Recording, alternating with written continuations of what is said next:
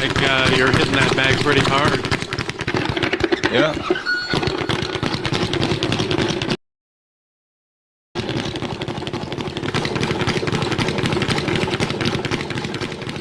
But there's more to boxing than just hitting hard. In fact, some of the most important facets of the sport take place before the fight even begins. What do you do to psych out your opponent? Oh yeah, I hit that psych like him up button by for me. intimidating my opponent by staring him down in the ring, you know, before the fight.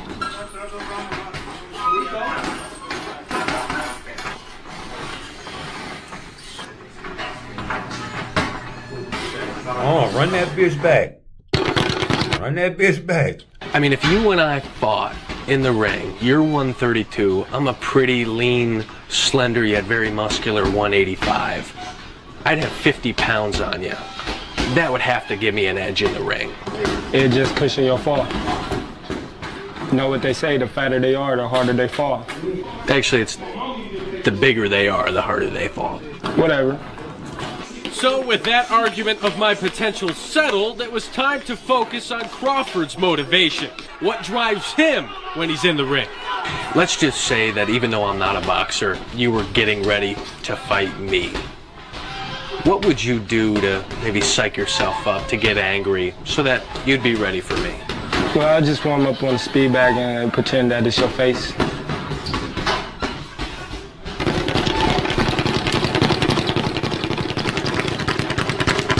Looks like you're hitting that bag pretty hard. Yeah.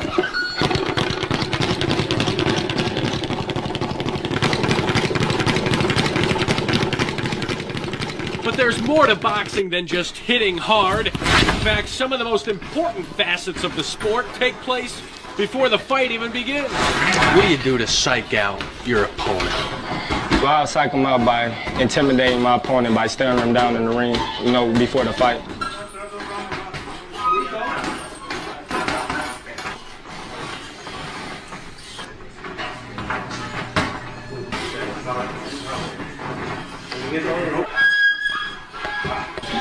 So what happens if you get scared? That's for you to find out. And if you're not great at the stare down, you can always resort to trash talk. This doesn't hurt at all.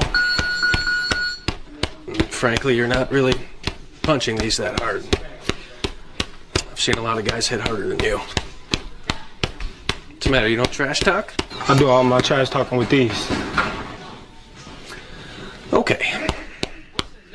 It obviously takes a special person to become a boxer. With more complete coverage, Matt Schick. You imagining each one is my face too? Yep. KETV News Watch 7 Sports.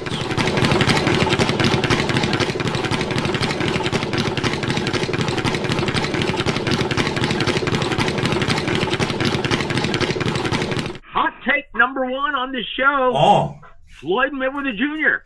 coming out of retirement and challenging Mario Vargas Barrio. in June. Julio. That's what they're saying? Yup. That's what, about 10 people in the world know about this. And you are now number 11. I'm number 12. In Dubai? In Dubai. Yep. You number 13. What a man, because of Floyd, because of Floyd, he still got a little bit of a name out there. Yeah, he'll draw numbers. You'll be back. He'll draw numbers and everything. And plus, Floyd's been doing these exhibitions. He keeps in shape all the time. Yep. He's such an advanced age, man. You know what I mean? Yep. But from what, here's the real news. From what I've been told, Real news. Mauricio Suleiman is willing to sanction it as a legitimate title bout. No. Yeah, I would. You look through history, Joe. Like I said, guys like, how old is Floyd anyway, man? God damn. 47. 50? I think it's about 46, 47. Nah, he's older than that. I mean, little Floyd. Let me look at little Floyd. Well, he ain't little. You don't appreciate that shit I do for you. Twice. God bless you. It's true. Is it? You don't appreciate that shit I do Oh man, for that'll be you. dope. Them beans and rice and cornbread I cook for you. I'm cooking.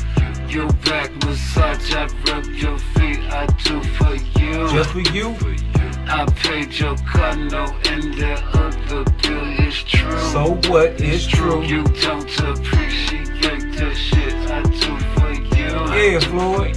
You don't appreciate That nigga don't appreciate that shit you did for him, nigga.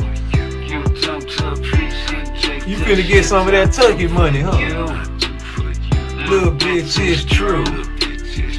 I seen your girlfriend watching Rude Exposure. I seen your girl. Oh yeah, hit the light.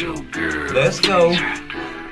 She was all on my dick, she was ready for action. She was trying to get down, they call it Janet Jackson. She was calling me nasty, cause the things that I do, and all the things that I know. And I'm a hoe for sure, I'm a hoe, she a hoe. That's a good combination. Everybody know I like a good combination. We drink, now it's going down. Everybody know my name on the south Outside side. of town, on the north side, niggas fuck with me and It's all love. and I fuck all the bitches in the strip club. Yes, sir. Spend a whole lot of money in this dope game. Dope I game. drink with a lot of bitches for some cocaine. Cocaine. But I always kept a number one. Bad little bitch. I can fuck when I wanna come. I give her money cause I know that what she need, dawg. But not enough to put a bitch on her feet, dawg. Hit that like button for me. Floyd Mayweather. It's true. You don't appreciate that shit I do for you. Nope. Hard body style, nigga. Hard body style, homie. They say Floyd coming back to fight Mario Barrios. Ugh. If that's true, hey man, what's after that? And all this turkey money going around town, it ain't no funny money. And guess what? It ain't no easy money.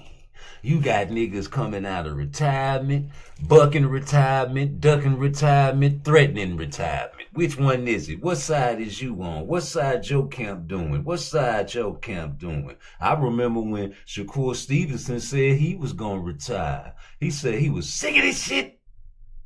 Remember? Sick of this shit. You niggas won't fight me. Shut the fuck up, nigga. That's an honor these niggas don't want to fight you, nigga. A nigga that want to fight you either want to fight you for the bag or he think he can whip your ass or he wants to beat you because he know that you better than him. Now which one and which side is you on? All I know is it wasn't nobody from the PBC. Shut up. Shut up. It was somebody from the PBC there. Yes, it was. Canelo was there. Yep, Canelo represents the PBC, Top Rank, Matchroom, Golden Boy. Anywhere, they got the fucking bag, nigga. That nigga don't represent no motherfucking PBC, nigga. You see who he was standing with? The turkey. Ducks hate turkey. He hated being called the duck. He had to take this fucking Terrence Crawford fight, nigga. Reputation's on the line out here in 2025. Turkey Al-Sheikh is a godsend. From whatever God you want to pray to, just know that something out there is greater than you, and that is guiding his light right now. Because he's winning, and everybody that touches over there is winning. And if you don't want to win, I'm sorry. Leave Turkey alone. But you ain't going to be able to get no easy bag like all these boxing fans say. It ain't gonna be easy getting no bag from Turkey. You think I'm finna go to the strip club? I don't care how pretty you look, mama. If you ain't flopping that ass on me for the lap dance, you will not get another. I ain't paying for this shit. And if I take you to the moat, you got to perform like you look. If not, I ain't paying for this shit. I'll give you a little money, but I ain't finna return and trick off with you. And I'm gonna tell the fellas you ain't got nothing. Reputations are on line out here. Even hoes got the motherfuckers stand up to their motherfucking standards. Now what the fuck is Tank standing up to? Beating on tomato cans?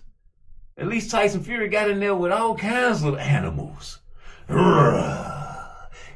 All kinds of beasts this is. What the fuck kind of beast Tank got in there? You got 28 knockout, nigga. I've been telling you Negroes, Mexicanos, and Caucasoids to name me one killer and I will cash up you something. Especially in the 135. I ain't seen Nam. I ain't gonna see Nam until he jump in the ring with a killer. Where they at? Where the dogs at? Where the motherfucker that Lamont Rose say he ain't fought no savage? Who name one savage, nigga? Now, if you're sensitive, don't watch my videos, man. Pimpin' Kim gave the game up. If you want to beat somebody, never let your emotions supersede your intelligence. That's right. Always be a thinking man. As a man thinketh, so is he. Always outthink your enemy, like we do it today. How does it go? You tell me. You tell me. Won't work on me, you know. We'll see. That's what they all say, but somehow I find the target every time. Don't be talking shit in my seat. No, I'm serious. I'm serious.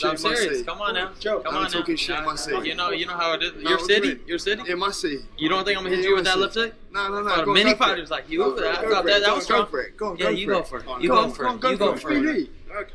You're the one that started that shit. Go on, you go for it. I want to punch about it, like Charlemagne, whoever, the first nigga that say something about this shit on a live interview, nigga getting packed out about this shit. By me, not by nobody, by me. Like, I want, like, it's that type of timing, you know what I'm saying? So, really, the whole energy gonna change behind this shit. Like, I really been humble sitting in the back cooling, you know what I'm saying? But if I feel, I don't give a fuck if I just feel animosity from you, nigga, it's up, nigga, like. No, like, you know what I'm saying? Like, I can't, like, if I feel that way, then you did something to make me feel that way. You know what I'm saying? I ain't just no weird-ass nigga like that. Like, nigga, if you made me feel that way, I feel that way. You know what I'm saying? So everything that comes from me is going to be genuine. You know what I'm saying? So I got killed. Well, don't come to Jacksonville, Florida with that shit back in the 90s. This the song we was singing back in the 90s right here, y'all. Had the police mad as fuck in the dorm. About 100 niggas singing this shit at one time. Hit the like button for me. Yeah. I kill you. And nigga, I kill you too. Let's go. Gonna ride tonight. All the way. We making videos all night, nigga.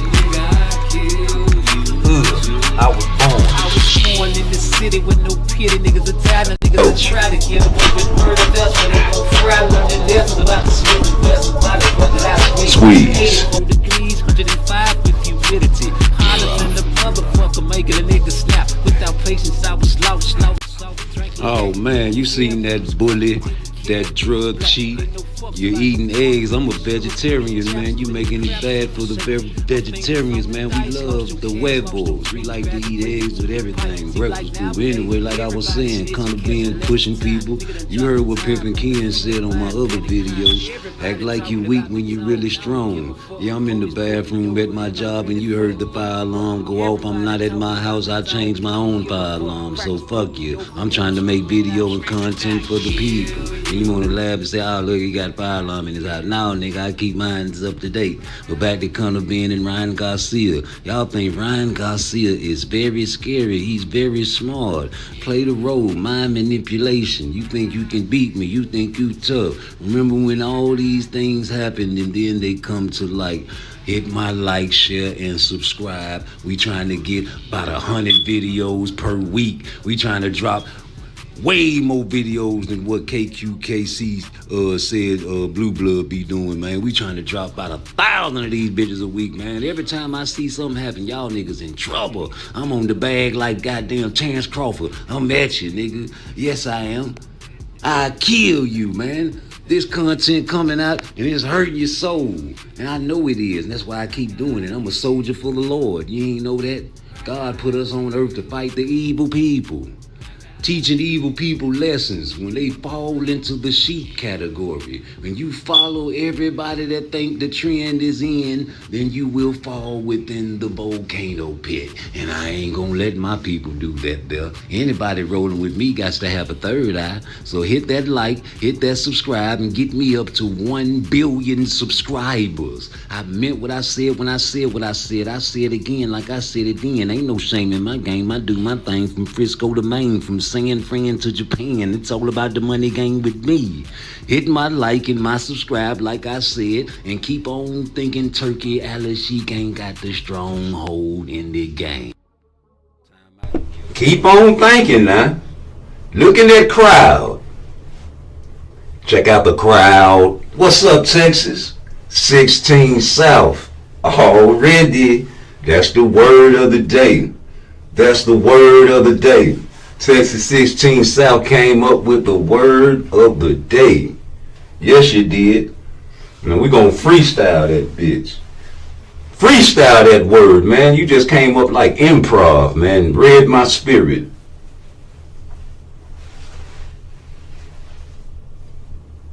It's the word, man. You know, the bird's the word already happening in boxing, man. Whether you like it or not, the takeover, like Tiafimo said, man, the takeover is here.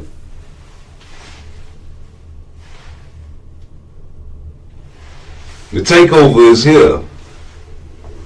VIP, man.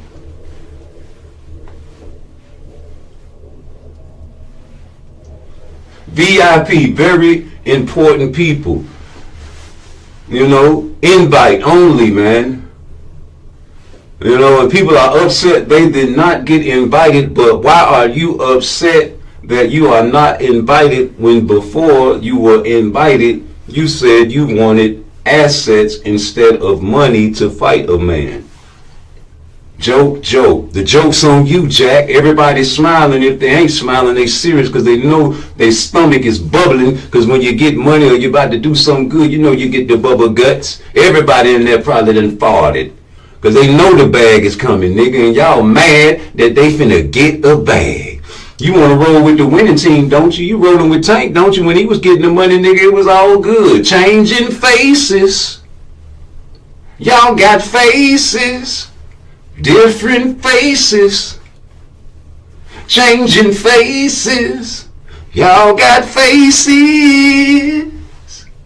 Y'all just changing faces. Faces. Faces. Y'all changing faces every single day. Shout out to the Rise Podcast. They supposed to be the biggest YouTube channel on YouTube, nigga. That goddamn Tank, man. Man, let me be Tank, nigga. For one day, nigga, I'm gonna go to the Rise Podcast. Or either I'm gonna visit Knockout Boxing 86 TV and do a special guest appearance. I ain't finna go on no nigga channel, you know, somebody that ain't representing me to the fullest. And you niggas be making fun of me for watching these guys, but it's funny to me. I like entertainment, nigga. That's what you come over here for, to hear a so-called crazy nigga talk shit. No, I'm not crazy. Don't you know the black militants always were looked at crazy back in the 60s? Oh, that nigga crazy. I'm talking about don't eat no pork. Shit, nigga. I ain't changing my name. I had this name all my life. The revolution would not be televised, man. Why you think they got Farrakhan out there? Why you think they took my first channel? Why you think they shadow banned PARTTWICE and probably gonna do this? So you can't depend on notifications with me. I've been dropping videos all day yesterday, and I'm gonna play them because I know you ain't watch them. No, y'all didn't. And that's what I'm here for, rude exposure. Keep on exposing. I'm gonna force feed you niggas. Yes, I am, because y'all the enemies. The Mexicanos and the Caucasoids ain't our enemies no more. Ain't that a bitch? No, man, I got some shorts I want to play, man. Yes, I do, because I want to talk about this. Never allow your enemy to know your moves. When you're weak, you appear strong. When you're strong, you appear weak. If you're going left, you tell your enemy you're going right. If you're going right, you tell your enemy you're going left. That's one of the first rule of the enemy. Second rule of the enemy, never interrupt your enemy when they make a mistake. When the enemy makes a mistake and he's going crazy, let him go crazy, let public opinion destroy him. And thirdly, you never beat your enemy physically, you always beat him mentally. If you want to beat somebody, never let your emotions supersede your intelligence. Always be a thinking man. As a man thinketh, so is he. Always outthink your enemy, like we do it today. Yeah. Well, I see you, Lupe. I see you, Lupe. Yeah, I know I see him trying to duck around there. Yeah. Came all out here for nothing, huh? You ducking it, huh? Lupe, you done ducked it, huh? Yeah, you done ducked it. Yeah, y'all done ducked it. Stay quiet. I'm gonna get my daddy. There it is. Daddy. There go Ryan. I ain't gonna say nothing. Don't say nothing, son. Your brick is faster than his. I'm gonna say it all. What's up, Ryan? Huh? No doubt. Huh? My son's brick's still faster than yours. And I'm gonna go back to TMZ and I'm gonna say, hey, still put your kids to sleep because I'm sending my son back in there to kill Ryan Garcia. Except this time, we got to work on those 99 punches. And my son's gonna keep that hand up. And you ain't gonna better hit him with that left hook. Now get back in there, Devin. Hurry up. Get on there. Yeah, that's what I seen in the video. I ain't see Ryan. I see Ryan Garcia being protected by his security, and I seen Devin Haney not saying a single solitary word, standing there looking like a bird that don't chirp. Boy, you took a hellified beating, and thank God there was a referee named Harvey that took that point away from Ryan Garcia, because without taking that point in that round, man, you were getting hit with elbows and some more shit. Yeah, man, you might be ruined, man. I think you need a tune-up, shorty. Yeah, I really think you need a tune-up. I don't think you need to go in there, and you was right not to fight Paro, Matias, and all them boys. You should fight AB. He said fight me. Tune-up, shorty. That's it. Never allow your enemy to know your moves. Don't let your enemy know your moves, man. Don't you let your enemies know your move. Man, I'm gonna slap the shit out you. Oh, for real? I'm reaching now. I'm gonna go over there and fuck your bitch. Oh, yeah? Hey, baby, this nigga told me he gonna fuck you, man. We gonna set this nigga up. Nigga, send your address, pussy nigga. Okay, it's at 1622 Lakeside Way. Come on down now. Come on down. Come on down. Wow, these children and everybody over here got firearms nowadays. And security cameras. It's different. Stop it, I say. We trying to box. You niggas want to fight? What the fuck Devin Haney say? Not a single solitary word. Lord, I say he looking over there looking like a bird that can't talk. Can't even say coo. What that nigga talking about? What he thinking right there, y'all? What that nigga thinking right there with them glasses and that big old diamond hanging out his ear? What he thinking, man? Ain't nobody gonna tell me what that man thinking. I know what I would have been thinking, and I know what I would have been saying. That's probably why I ain't probably got a big YouTube channel of rich and famous right now. My mentality is slave mentality. The slaves that either fled to Florida or went up north type slave mentality. The slave that left the plantation when they said we was free after a year of being slave and not knowing we was free, and went and tried to build a Black Wall Street or a Harlem Globetrotter or a Negro League or something type of mind state ass nigga. We talk our shit, and nigga grandmama always tell us, oh, you ain't got nothing good to say, don't say nothing at all. Cause you know the truth hurt, granny. And everybody can't take the truth. And the fact remains it's certain type of Negroes, Mexicanos, and Caucasoids out there. Some that are humble, and some that are scary, and some that are outspoken. And when you need a puppet to do your talking for you, we see it. With them glasses. Give me them motherfucking glasses, nigga. You got your daddy there for protection. Just like Floyd Money Mayweather protects people. My son's brick faster than yours, still rude. What's up, legacy over currency, defined mind state? You know what I'm talking about. Everybody talking about Devin. Why not me? You know? He had to retire. They forced him in retirement. Tyson Fury said he retired, y'all. He said it's over with. How long that's gonna last? You got people that need to retire. You can't tell them what to do. Tank say he gonna retire. He need to retire. Earl Smith might need to retire. Who else needs to retire? Deontay Wilder, he might need to retire. I can't tell him what to do. I can't tell Tank what to do.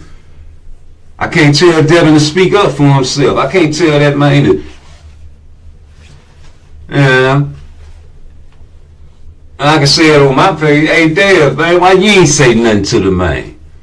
You know, he the one that beat you up and cheated you and hit you with the elbows and made Harvey Doc take a point from him because the onslaught was just too vicious and he was doing all kind of wicked shit to you in the ring. You know? I ain't nobody talking about that. Why ain't nobody talking about maybe Ryan Garcia did do something and damage him and he might have lost a step or two. And we got to see it in the next fight for Devin. But don't nobody want to talk about that. They want to put him in the ring with a killer. Ryan ain't no killer. Ryan ain't got nothing but a left hook. Says Tank Davis. So when you get a nigga like Devin going into a fight like that, underestimating that man, that's what I think. I think you thought, I feel as though, I think you thought you had something sweet. You thought that shit was sweet? That man got a highlight reel full of left hooks, homie. Straight up, and you got added to that shit in the first round. Very easy. Muy fácil. And you thought you was gonna do, I feel as though you thought you was gonna do the same thing or even better than Tank Davis. As far as not no knockout, but you thought you was gonna masterclass the man. You thought you was gonna embarrass Ryan Garcia because all you had to do was worry about the left hook, right? Nope. You was watching the left hook and it still touched you, boy. I don't care how much steroids or how much whatever the fuck you take. That left hook is a basic punch that all boxers need to be protected. Great God bless the dead Sugar Ray Robinson fought on Valentine's Day. A stone cold drug cheat. God bless the dead. Jake LaMotta lived to be 90-some years old, but was on that boyinas. Bull nuts. That man said, this shit'll make you strong as a bull. He said, oh, stronger than I already am? Give it to me. Fought Sugar Ray Robinson and got beat to death. Sugar Ray was hitting him with triple hooks, quadruple hooks, all kinds of punches, nigga. Avoiding all that power that he got. All that pirate raging bull. They made a movie about that mother lover. Yeah, they made a movie. They still praise and celebrate that man. And he was on drugs. 10 pounds overweight right before the fight. How you lose that weight, mother lover? Come on back and tell me. It was the drugs. Way back in the days, nigga. This ain't nothing new. Your favorite biter's probably on some dope. There ain't no excuse, nigga. Shakur Stevenson fought a man that got a statue put in his country after he got damn popping dirty. Yeah, he was drinking tea. My bad. Con permiso. Lo siento. Perdóname, papi. You cannot kill me, papi. You niggas move too sloppy. You tried to get me Jackie Chan, but I bust, nigga. I'm telling you, nigga, this man fought a stone cold drug cheat. And guess what? Y'all been listening to me, sneak listening to me for the longest, for over a year now. And I'm the main one that say, nigga, ain't just one people popping, everybody popping. Just ain't nobody getting caught. Niggas ain't fucking up they cycle off. And you fighting these fieras every goddamn night. 100 punches around. Rocky Balboa. Hall of Fame ass niggas. Please. Suspicious activity. Your HGH level is just, I can't explain it, so we gon' go on and pass you. 100% knockout ratio. I can't explain why you keep getting hurt before each fight. Man, please. Man, please, man. You expect these guys to fight outside the ring, right? Ryan Garcia did all the dirt he can do to this man, and he's sitting there staring at this man, letting his father talk, and y'all don't care about that. Right. I tell you what, run that motherfucking track back, nigga. Run that shit and listen to who talking. You ducking it, huh? Lupe, you done ducked it, huh? Yeah, nigga, we ducked it. Why they ducked it, though? It gotta be something lucrative, because this man calling out boots, all kind of crazy mother lovers. Got in the ring with you, got in the ring with Tank, he can't be that scary. This man got in the ring with Tank on a rehydration clause, a stone cold knockout artist, and you mean to tell me y'all think this boxer that fight with gloves on, not bare knuckle, is scared of Devin Haney, a mother lover that he pummeled? He's scared of Devin Haney, homie. Yeah, that's what it is. I promise you that's what it is. You can't tell me no different. He's scared to death.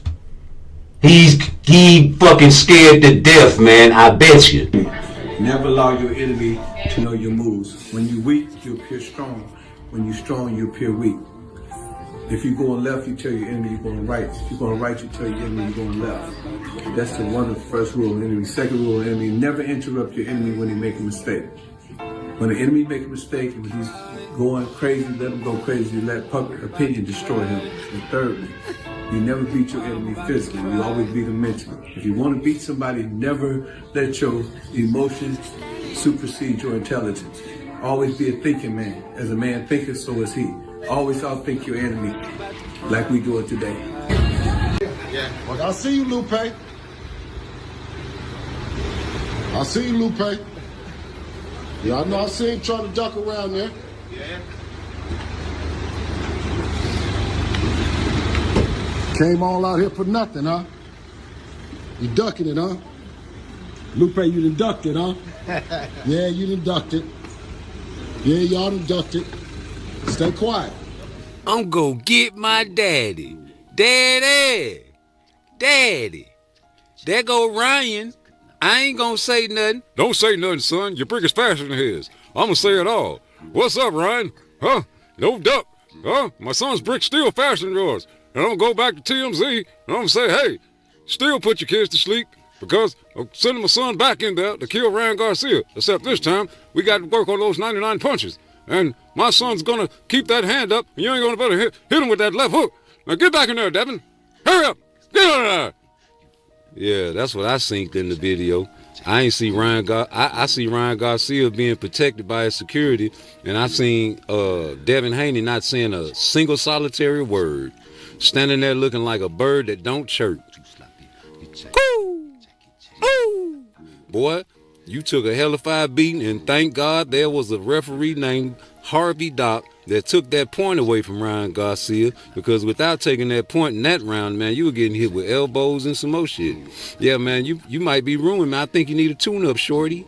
Yeah, I really think you need a tune-up. I don't think you need to go in there, and you was right not to fight Pyro. That's right. And all them, boy. You should fight AB. He said fight me. Tune-up, shorty. Never allow your enemy. You heard that shit, man. Hey, man. I'm gonna tell you something though, man. How many of y'all niggas shoot dice? And we ain't talking about, you know what I'm saying, no casino dice. We talking about in the street, in the ghetto, project, penitentiary dice, wherever the fuck. It's a whole bunch of gangsters, some killers, and a lot of felonious behavior out there. A lot of free money, a lot of blood money, a lot of illegal money going around. About 6 or 7, maybe 10 to 12 niggas in a hallway or in a gambling house shooting dice. How many niggas y'all ever been in one of them gambling houses? And you got niggas at the door, you got the house man getting the cut off the dice and all that there. Well, I have, man. I used to be in that bitch on the regular. And one thing for sure, two things for certain, man. Nigga don't like no point. I don't like nothing. I don't trust none of you niggas. I think all you niggas, if I win my money, you niggas gonna be trying to rob me when I try to leave this bitch, especially if I lick and head crack and hit you niggas real quick and get on from around there. I don't trust you, and then I don't like nothing you roll. You can roll a 6, a 8, a 9, a 10, anything, a little Joe from Coco. I don't like it, right? and you got niggas in the back side betting. Now I'm in the main, I'm shooting, I like all my points. Just because I've been betting with all these niggas and breaking their ass, when I roll my point, I'm gonna give all them niggas a bet back. Cause I've been taking their money all night. You don't like my points, I don't like your point. And that's what it's gonna be from here on out. Prove me wrong. Make me crap out. I don't believe you. Nigga, you roll a 5, I don't believe you. Bet 5 and 9, nigga. Get you some more money. I don't believe nothing you say, nigga. Believe half of what you see and none of what you hear. You niggas can talk real tough on YouTube, homie, with nobody to vouch for you, homie. I never heard nobody vouch for a lot of you tough guys that be calling people out trying to put hands on people, nigga. And then you judge these boxers for having business savvy and having handlers. These guys take punches in the face for a living. Devin Haney has a handler named Bill Haney, and he does all the talking for him. And that's just what it is, man. This man is not a street nigga. He was raised in Nevada. And you heard Bill Haney. I had money before boxing. We had luxury vehicles before boxing. My son went to school and had lunches with notes in them that said, "Mommy, son, I love you," from mommy. With different snacks that other kids never even seen before. When he got old enough, he was driving luxury cars to junior high. This man's resume is really trash if you ask me, because he started his career in Mexico, fighting people that were in barbershops coming to get a little wreck. If you ask me, I'm just playing, but that's what it is. Then he came to America and got rocked by Linares, and I tried to give him a little play, but that showed me how weak your brain is connected to your legs, homie. And then you so-called beat up Lomachenko, and I've been telling y'all I don't like Lomachenko. He's been a loser ever since he turned professional, and they tried to take a loss off of him as well. You got a loss took off of you in Mexico, allegedly. Your father been getting losses taken off of you. And nigga, you got another loss taken off of you with Ryan Garcia. And like I said with Lomachenko, I never liked the fact that the people always want to call him compare him to Muhammad Ali. It probably gets me a little weary when they do that with Usyk as well. And y'all over there talking about Usyk this and Usyk that. Low blow my ass. Daniel Dubois beat Usyk, but he lost to Usyk. So believe half of what you see and none of what you hear when it's with me. Man, you know what I wish, man? I wish mother loving Blunt Sports or motherfucking call the line or drop a link in the chat. Cause I've been missing some videos from this brother, man. I called the nigga last night, say, man, I'm bored than a mother lover. Where the tank page is at? I need you to drop a video for me, brother. If not, I'm just gonna play my video for you. Man, you know what I'm gonna play a Blunt Sport video. Yeah, I'm gonna play me a Blunt Sport video. I be playing my homeboy videos on my YouTube. What y'all be doing on y'all YouTube page? Y'all be playing y'all homeboy videos on y'all YouTube page? Let me see, what is motherfucker? Oh yeah, this it.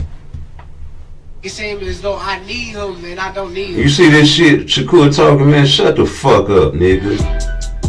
That's right. I'm officially retiring. You said it too. He got the best beat on YouTube. At first it was not 86 TV. Yeah. Now it's this. Yeah. That's right. Oh yeah. They hate. They hate. But them videos they waiting for. Yeah. But them videos they waiting for. He says he's going to retire now. What did you make of that? I mean, if he want to retire with the career that he got, then go ahead and do whatever you got to do. So I disagree with it. I think it's soft, but that's on him. Do you still think that fight's possible? I know he might have a break after that fight with Lamont Roach, but do you feel like you guys could fight 2025 or 2026? I ain't gonna lie, I ain't into chasing people around. I mean, if he's willing to fight, I'm ready to fight, and I think it should happen. But I ain't gonna lie, I can't sit there and chase you, and then he try to make it seem as though I need him. You capping, nigga. So you don't need him, but damn, bro. Come on, homie. Hit that like for me. Project Pat. Nobody make it over here. Nobody make it over here. Come on, Shakur. Come on, Shakur. Come on, Twitter C. Come on, Mr. I Retire. Come on, man. Keep it professional. You was dressed nice with your little suit. You know what I'm saying? You ain't even have to say that about Tank. Let that man be. You say you going to 40, brother. Stalk somebody at 40 named Devin. The one you should have took that 25 percentile from. I tell you what, I think you can whoop all them boys, but the shit y'all young niggas be doing on Twitter and all that shit there is cap. And you niggas on YouTube is lawyers. Hit that like button for me. Parental discretion is advised whenever you come over here. Mama! Now, I like that fact that you said some real shit, but you gotta hold it true to you too, nigga. Come on, man. 5, 4, 3, 2. Hit that like button for me. Yes, sir. Now, as far as what you said, like I said, it's true. That's weak, man. Now, you wanted to fight this, man. I understand why you said you was gonna retire, because niggas ain't trying to fight you, homie. But the fact that this nigga said he trying to retire, that shit is weak to me. Weak. All this shit is weak to me. All this shit is cap to me. Every last single one of these boxes, if they ain't calling nobody out, is weak to me. You using the money as a disguise. And we gonna take that money if you ain't careful. Yes, we is. Ain't that what the trainer said? You a C-level fighter. Oh, you told yourself you a A-level fighter. I don't get paid like one. They gonna take that money if you ain't careful with it. Shout out to Coach Calvin. He's supposed to have his own gym by now. Fuck getting shot out and kicked out of mother-loving Money Mayweather's gym. You supposed to have a Coach Calvin gym, nigga. And the Rise podcast supposed to be the biggest YouTube channel on YouTube. All it take is a couple guest appearances, nigga. Yeah, man, we tired of you rolling your lip up every time somebody mentions Shakur Stevenson name, nigga. Talking about he ain't did nothing for boxing, nigga. Really, you ain't did nothing but make a whole bunch of money off some sheep. Nope.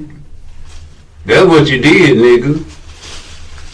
How many sheep out there listening to me? That's bad, man. That's bad. You know, sheep will follow another sheep to death. Or if you put them in a circle, they will follow each other until they pass out. 24 hours following each other. Yes, they will. They will fall over a cliff one by one until all sheep fall to their death. Are you a sheep and or are you one of them guys that cover your face with your hands but peep through your fingers?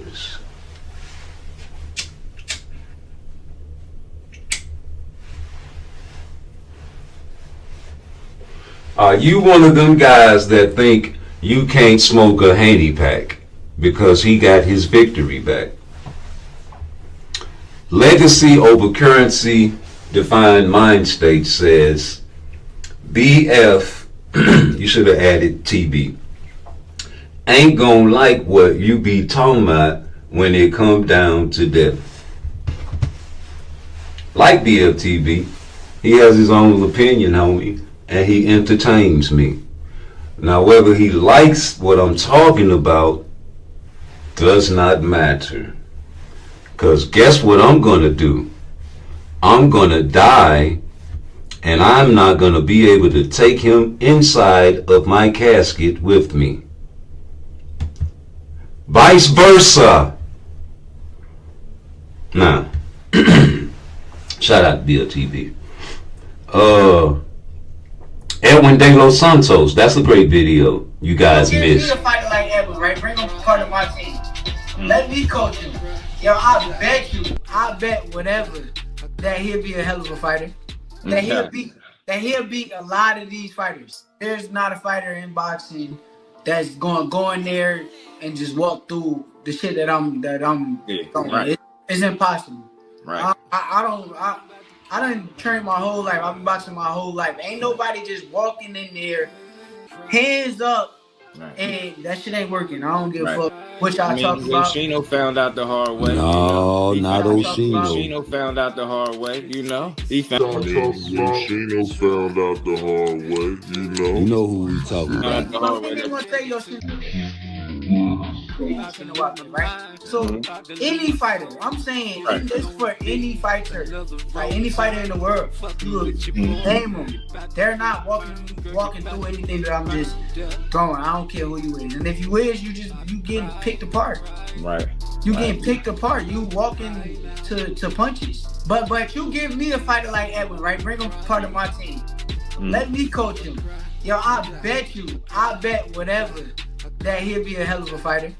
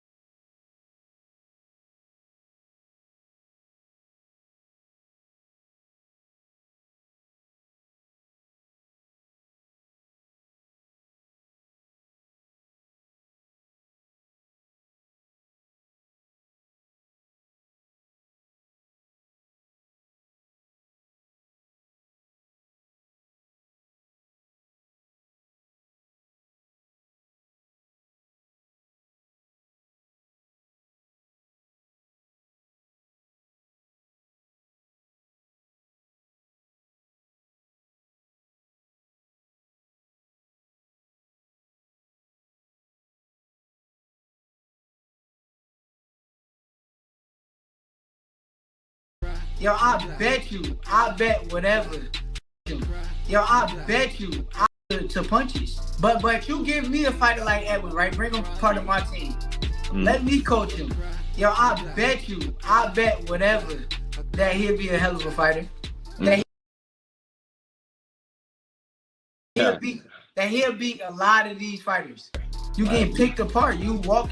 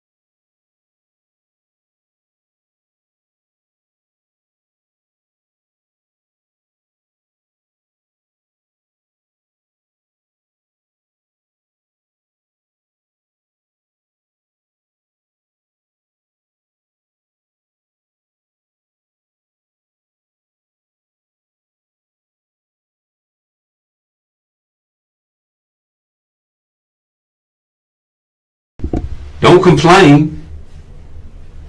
Don't complain. You heard what the man said. This is the establishment that you in. Rude exposure. Hit my like, hit my subscribe, and get us up there. Now the man said what he says. Play that shit again, man. I got to play it one more time. To punches. But you give me a fighter like Edwin, right? Bring him part of my team. Let me coach him. Yo, I bet whatever that he'll be a hell of a fighter. That he'll beat a lot of these fighters. You getting picked apart. You walking. That man said, give me a fighter like Edwin. Let me coach him. And I bet you, ain't no way in the world you gonna tell me that these guys, when we were asking Tank fans and all these Tank pages, when he had no opponent, wink wink. This is before we found out that Edwin De Los Santos was contacted and they said they were available. Before that now. They said that Edwin De Los Santos was injured, his shoulder was hurt, and he wouldn't be ready. And they said he came off a terrible performance against Shakur Stevenson. Now, you know I'm biased, and this is a well-known fact, but I'm biased for a good reason, because I just feel like that masterclass boxers always prevail over power punchers historically. As you putting the great power punchers against a great masterclass boxer, man, I see the history of power punchers getting beat all the time. Hashtag all the way back from Jack Johnson to Joe Louis to Sonny Liston to Mike Tyson to George Foreman to, hey man, ask Jeff Lacey. Floyd Mayweather don't even believe in power punches, so you know Tank Davis is an investment. He told him, man, you either want $50 million of these belts. What a young ghetto nigga gonna pick? But nigga, if you say something before you meet a man like, we don't respect power punchers. God bless the dead Roger Mayweather on the mix. We don't respect power punchers over here. You don't win fights with power punching. You win fights with smarts. Ask Jeff Lacey. That's a classic line I love to use because it's true. It's the formula. Hit and not get hit. And when you make people reach, you teach. And whether you can hurt the man or not, you're gonna win. And that's the name of the game. Why you think Floyd Mayweather is so coveting that O? Can't nobody lose, especially niggas. Niggas cannot lose in boxing. The face of boxing, the real face of boxing, has 2 losses, 2 draws, and questionable victories. And Pop Dirty, still with Turkey a la Shiki, convinced to get the bag. But he represents PBC, right? Oh man, I was on the Queen of Boxing last night, man. You seen me pop up in the chat. What's up, ladies? And I asked you, I said, hey man, y'all was talking about, where the PBC? Why the PBC ain't in there? Why the PBC ain't in there? You know why the PBC ain't up in there.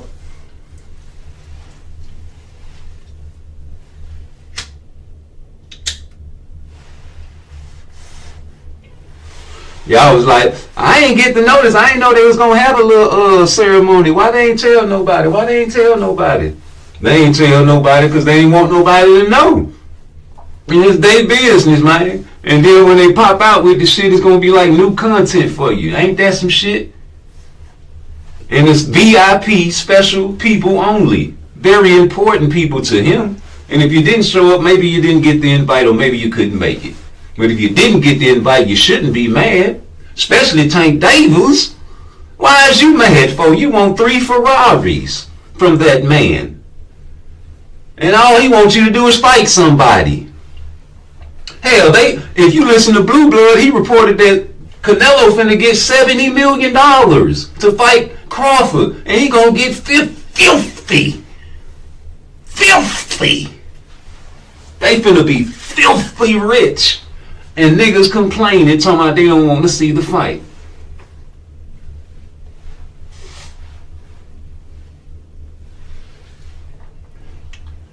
Why you don't want to see the fight, nigga? You got your nuts crossed, nigga. All them niggas going over there getting their easy money. How the fuck is it easy? Come on, man. You say, what do you think about the fight versus against Floyd Schofield, man? Come on, man. Come on, man. That's what I think about that fight right here. I'm gonna show you what I think about that fight, man. Hold on. I'm finna show you what I think about that fight, man. You know what I think about that fight? I think about that fight, man. Hold on. I'm gonna show you what I think about that fight. Legacy over currency, defined mind state. I'm gonna show you. This is what I think about that fight. Shakur in the gym. So Shakur would let people believe they getting the best of him. Yeah. Just so they can get close enough. Cause you're and he would hit you in the butt so hard. So he got hit so hard he almost doodled on himself. I know you don't want people to know. So he had to fight the rest of the round with his butt cheeks clenched. Yeah, Shakur, like he'll make you think you're doing good and you're winning and everything else. Like making a move back, then he'll just catch you or something. So he's a great fighter. Boy, it's so y'all niggas got me fucked up. baby, baby.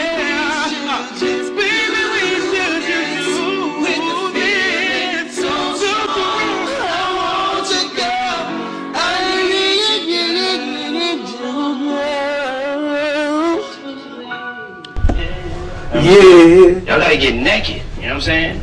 Y'all gotta get naked. Yeah. You know where I'm coming from? Yeah. Part in himself. So Shakur would let people believe they getting the best of him. Yeah. Just so they can get close enough. Cause you're and he would hit you in the mouth so hard. So he got hit so hard he almost doodled on himself. I know you don't want people to know. So he had He doodled on himself.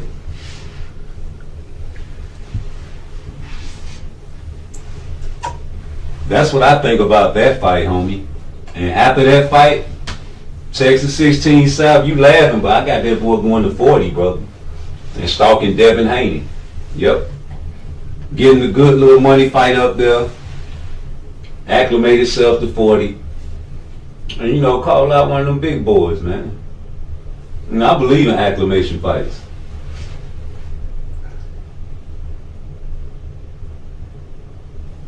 I believe that Boots Ennis was not supposed to fight no Virgil Ortiz as soon as he stepped up in no fucking 154.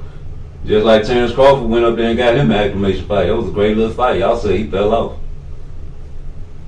David Benavidez went up there and got an acclimation fight to his weight division, and they say, you know, I even said, you know, the power didn't acclimate soon, you know, like I don't think the power, he was throwing the same combinations, but it just wasn't affecting the brother as much. He was connecting, you know. I think, you know, he probably got to get acclimated to it, you know. So if you want Boots to go up to 54, you know he got to get a Rudy Poop. That's all they fight the man anyway. David Haney got an acclimation fight when he went to 40, brother. What Reed just said, man, y'all was scouting me. Y'all seen me on last fight, and y'all thought I had a bad performance. That's why y'all picked me. He was on Hardcore Boxing News, man. I sent a super chat. He was worried about that power. I said, you think Devin Haney got increased power? Now that he at 140? He said, you can't increase, you just can't do that. If you ain't no puncher, you just, now if that happened, you know who he fucking with. You know he over there with Victor, and you know what they say about him, so we would have to look into that if that happened. And what happened? Hey, listen. Slicksters are slicksters to the end of time. So y'all think Devin Haney and Bill Haney ain't no slicksters? And anybody that associate with wicketry can be capable of anything, right? So if you them type of niggas that are so naive to think that niggas ain't doing felonious shit in boxing, when boxing is the most corrupt sport in the world, and we already got it on, you know, what you call it, accusations that Devin done got a loss erased when he was a little nigga in Mexico, and now you see the trend, he doing it again. So I don't know. Maybe you over there with Victor doing something on the off season, nigga, and now you ready to take drug tests, nigga. It's just a conspiracy.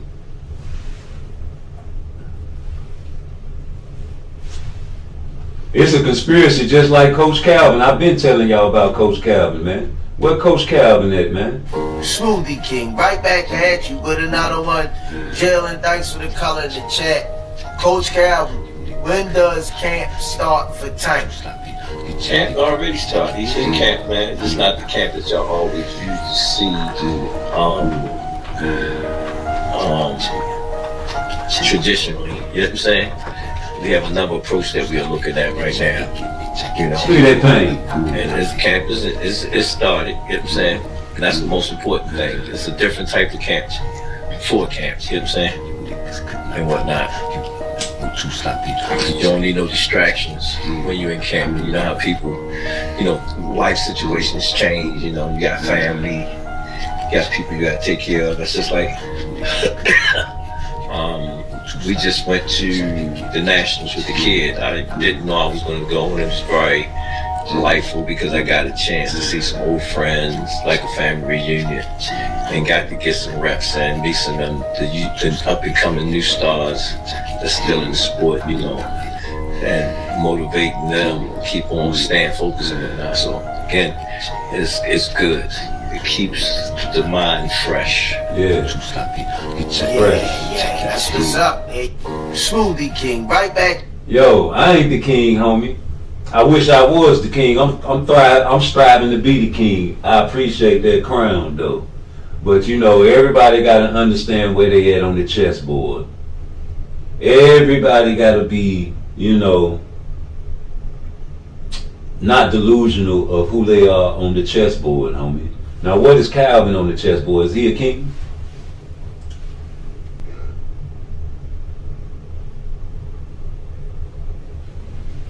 And you know, not even Tank is the king on the chessboard, because he doesn't know about his career and how fights are being made, and he doesn't call out fighters.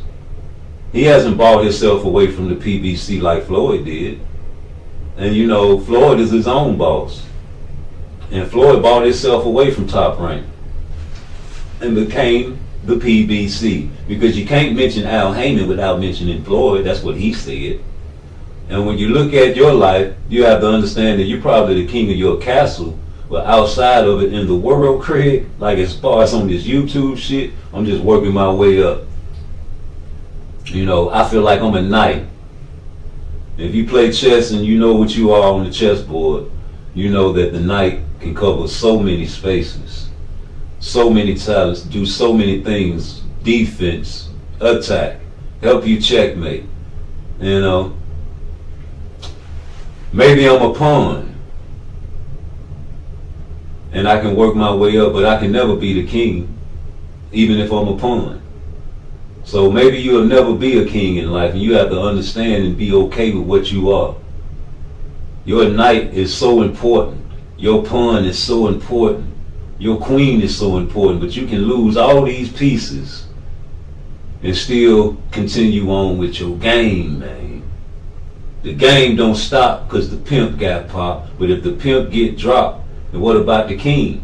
And if your girl get popped in the beginning of the game, man, you can still get you another girl if you push your pawns right.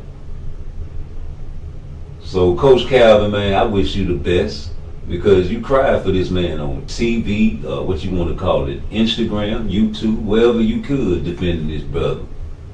And you raised him up like your son, man. You lost a son. So I feel for this nigga, man. And he's a street nigga, and he's a gangster. And he trying to change his life just like any other OG that's seen better, like me.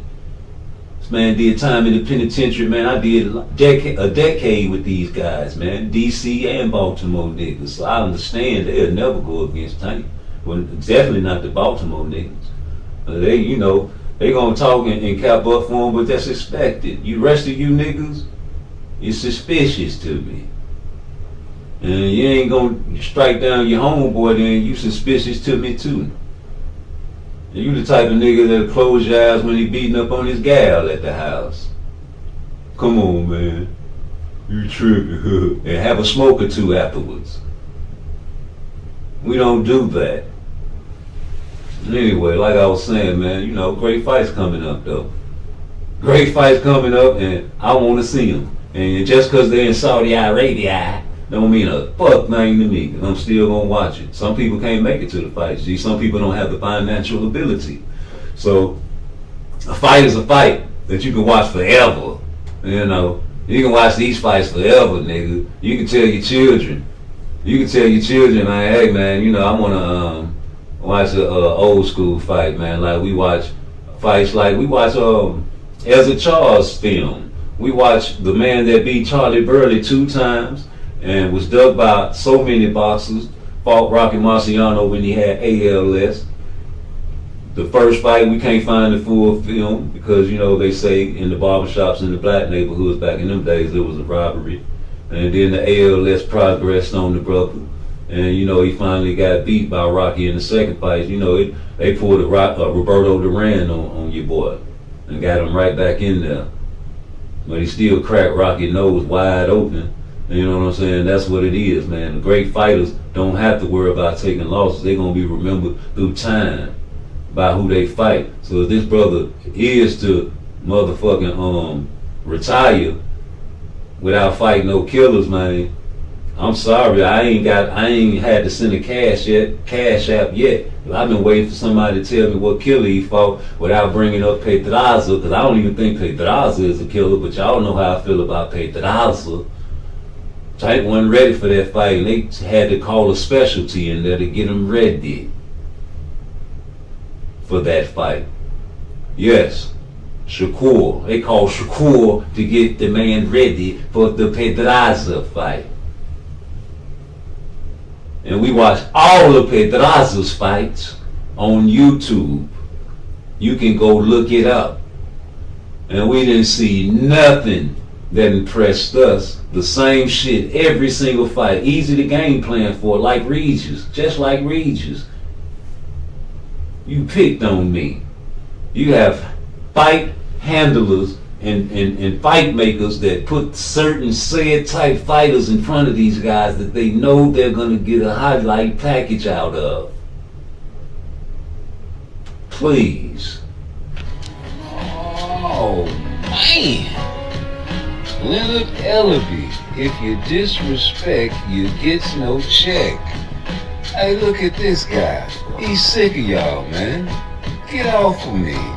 Nigga, fight a true 135 with a belt, which is Shakur Stevenson. Stop making excuses and ducking. All you gotta do is send the contract. Tank gonna get exposed. Ooh. And hell, you say, why is you tagging Corfu? That's some goofy shit. Now, I feel him on that. But still, fight a 135. But why is you getting mad, Leonard Ellaby? He say, nigga, fight a true 135 with the belt, which is Shakur Stevenson. You didn't have to add the at, but yes, stop making excuses and ducking. And all you gotta do is send the contract. Tank gonna get exposed. Oh man, you heard a whole bunch of people push. They somebody learned some grammar like a 5-year-old wrote this. But it's for real. For real, nigga. That's for real, nigga. Fight a true 135. But y'all say Edwin De Los Santos was hurt, so right? I say, okay. If he hurt, okay, cool. That's what y'all gonna say. And then he say, oh, yeah, he came off bad before against Shakur Stevenson, #1 defensive box. Okay, cool. Fuck him then. Let's think about somebody else. We went on and we said Schofield. Y'all say, oh man, he's at the prospect, man. Well, you gonna bring us Schofield?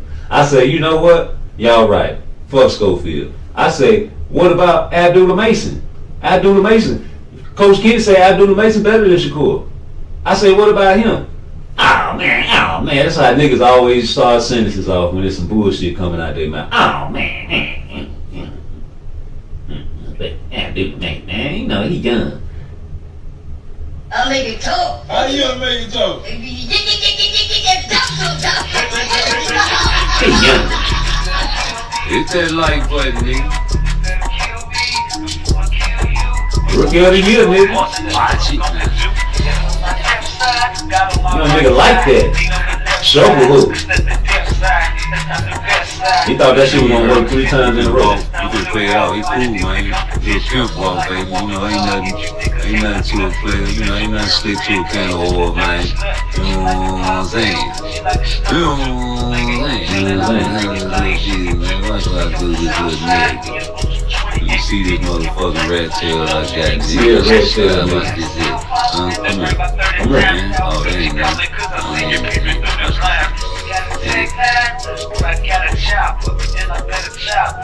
East, nigga. Hold on, I got it right. Get it right. East. Man.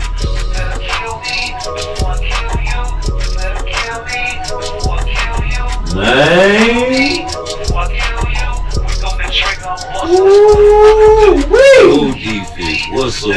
This nigga got cement shoes on.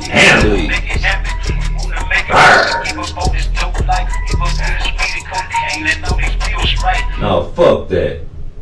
Who we gonna do this to, y'all? He ain't hurt. He finna walk. He finna play it out. He cool, man.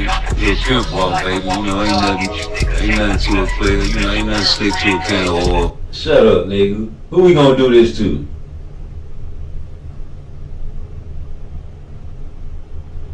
Niggas waving it off in the crowd. No, nigga, let me get a lick off. Hold on, who we gonna do that to? You see how he walked up on that nigga, man?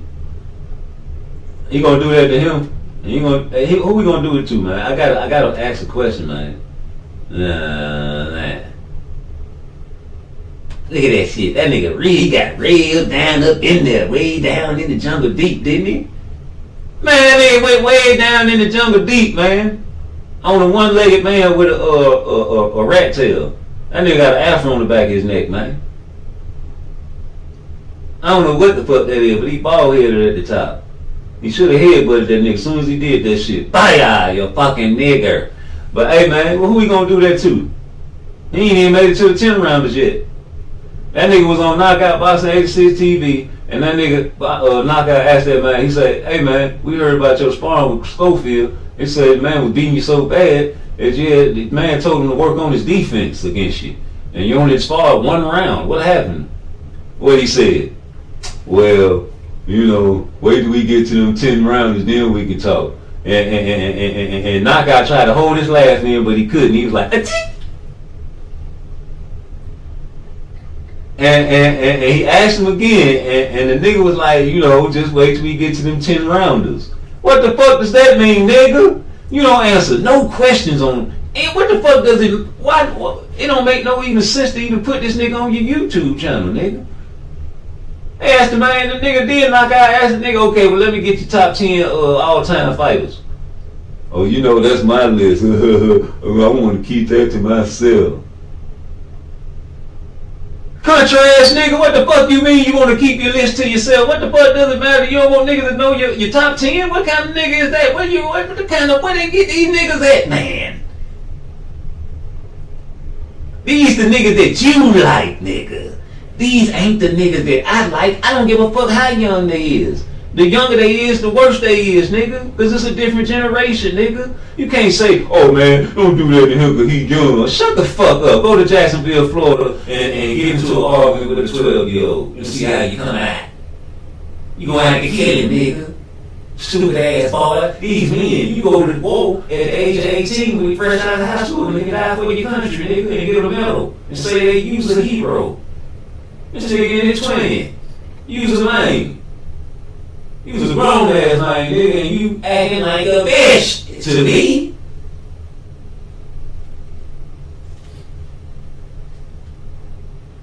Hold on, man. I hear my microphone acting crazy. Y'all ain't even gonna tell me my microphone acting crazy, man. Let me fix my shit.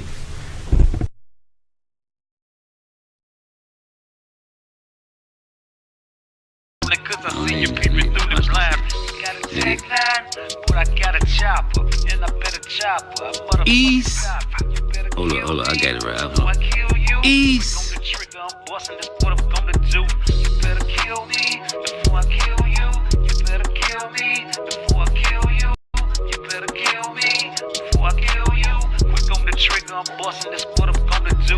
No defense whatsoever. This nigga got cement shoes on. Please.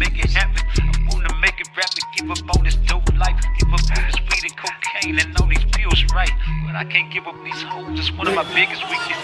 You sure you okay? Yeah. I'm gonna give you a real short leash. You gotta show me something, all right? Okay. You're taking a lot of punishment. Love that. Love that.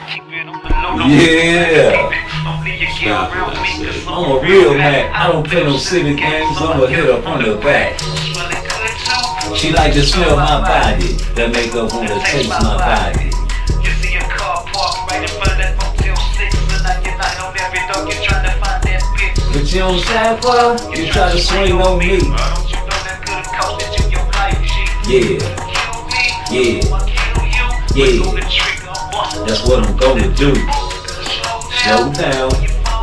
Good. Stay down.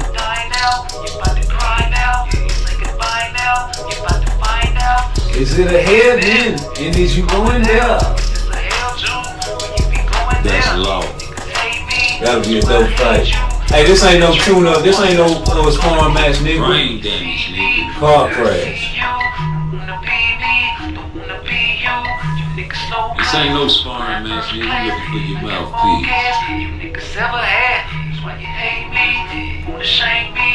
You were supposed to be trying to fight Canelo, not Terrence Crawford, but you done messed up the church's money, did you, boy? Ooh. Yes, you did. Scrapsy. Got nailed to the cross, though. Damn. So, hey, man, you know, good luck, because I'm still a big fish fan, nigga. Earl got head moving. I don't fuck what y'all talking about.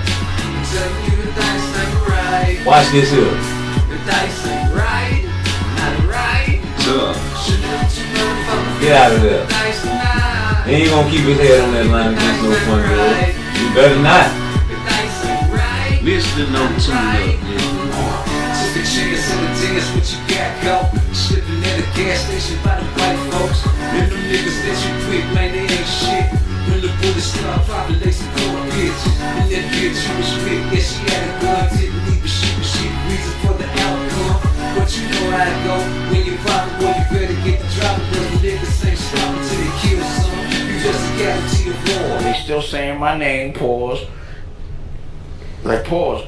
Pause. Most beefs aren't worth it. Pause. Pause. That was crazy. I think that was crazy. Aren't worth it. Yeah. That's real. We gotta stick together. What kind of game these niggas playing, never have to fold. Put the pause button on. Pause. And then put the pause button. I said pause. Pause. Now I heard mad stories about Biggie smoking people under the table. Now yo. Hey yo, Pause. Dang, you still know about them Diddy parties. I ain't know. Don't nobody kiss you for the reason that they found, boy. Never trust a big boy with a smile. The smile is brown, turned upside down. Stop gambling with your life. It's like dice. Shouldn't put your Fucking anyway. Yes, sir. On. How? Not right. Yeah, he an animal, boy. A nigga stand still, he'll get you.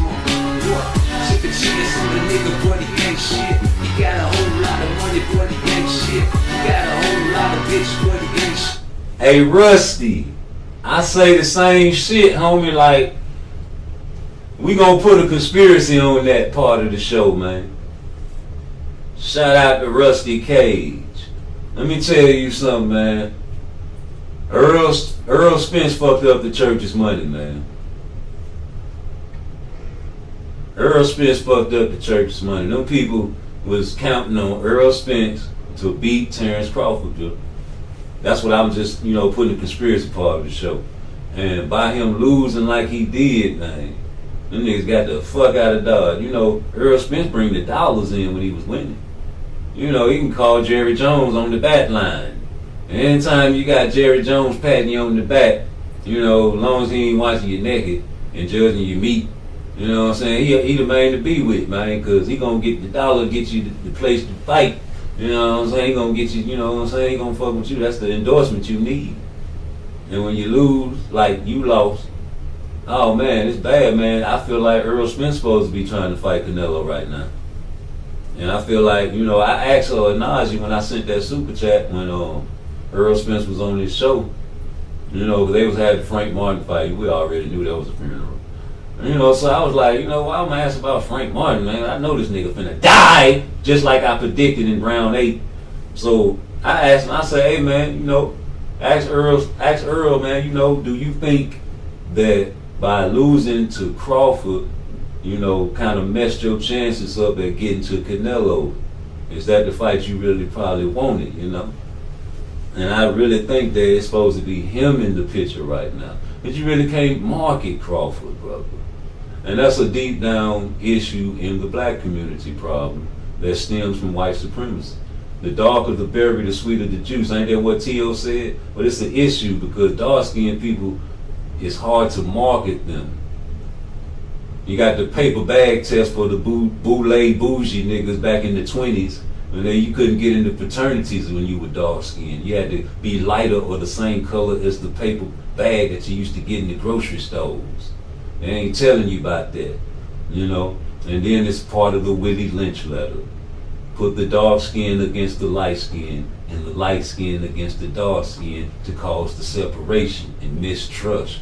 Usually on the plantation, the light skin were the product of master anyway, so they were inside the house niggas. And the niggas out there in the plantation in the field picking cotton hated them niggas. And they resented them niggas. Them niggas was standing at the doors like bitches eating biscuits and shit. Shit that niggas in the field couldn't get. Old biscuit eating ass niggas. And you still got them type of Negroes to this day. You biscuit eating ass niggas don't understand the whole dynamic of white supremacy anyway.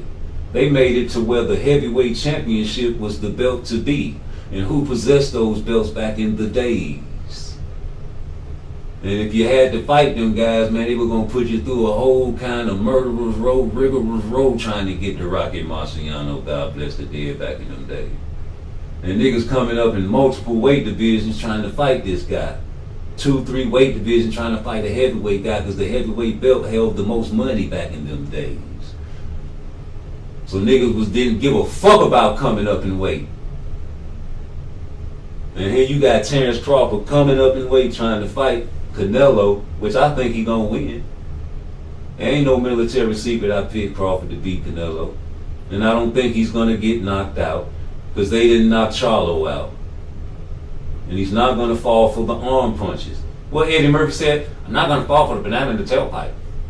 He's a master class boxer, man. And he's gonna get in there and do his job. Y'all might need to be worried about Lamont Roach, Tank fans, because this nigga might get in there and pull a Karen. And we all knew that Karen was not going to beat Jerron Boots Ennis. But he gave him a great performance. First fight and second fight. I like what Karen did. Now I respect what Karen did in the first fight. A cold switcheroo. A cold switcheroo, nigga. Oops, I tricked you. You trained all your camp for a runner. I bet you did. I bet you, nigga. And oops, I stepped to you and cut all of my hair off and told you in the pre-fight I'm coming to fight, and you didn't believe me. You didn't believe me.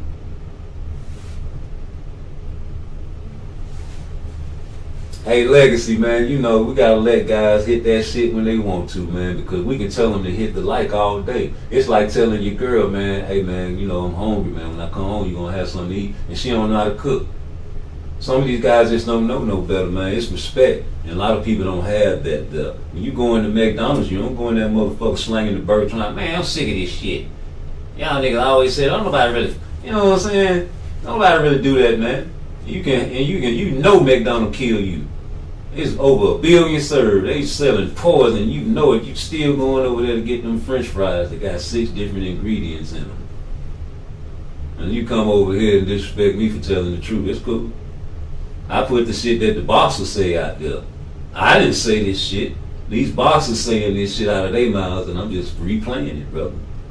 You know, a nigga made a comment in my chat the other night. I'm gonna show it to you. Somebody, damn, you don't do this to the Spanish people? I say, sí, todos gentes, mi amigo, todos gentes. Everybody get it with me. It ain't nobody just finna be zeroing in on no tank. You nigga giving me propaganda and motherfucking ammunition and shooting. I'm a dumbass nigga. If you give me something to shoot, I'ma shoot it, nigga. Don't put no gun in front of me. Especially when I was like 16, 17 years old, I wanted to shoot every gun known to man. I just love the way that shit feel when it's shot through my hands, dog. We used to steal guns, homie. We was young, dumb niggas, man. We just wanted to shoot them. And it just gave us power, homie. The gun is the man. So fuck that, yeah. We're not going for that, man. Where this motherfucking video at of this nigga talking that shit? This nigga's the king of the B-level fighters, homie. I told y'all, man, this shit is deeper than boxing, man. Hey, watch this video, nigga. Cause y'all ain't gonna watch it on your own, man. We gonna play it for you and force feed you, nigga. What do people do? They refuse to be a slave. They refuse to be a slave. What do people do when they refuse to be a slave? What do people do when they refuse to be a slave? What do people do when they refuse to be a slave? What do people do when they refuse to be a slave? What do people do when they refuse to be a slave? What do people do when they refuse to be a slave? What do people do when they refuse to be a slave? What do people do when they refuse to be a slave? What do people do when they refuse to be a slave? What do people do when they refuse to be a slave? Do you misbehave or do you stay a slave? Do you lose your mind, or do you get your mind? Or will you stay inclined and get from behind? Or will you take a stand? Or will you be a man? Or can you be a man if you don't take a stand? Don't look me in the eye if you ain't ready to die. My nigga, don't you cry. My nigga, don't you lie. You know I'm sick and tired of forcing niggas crying. How you gonna leave if you're scared to bleed?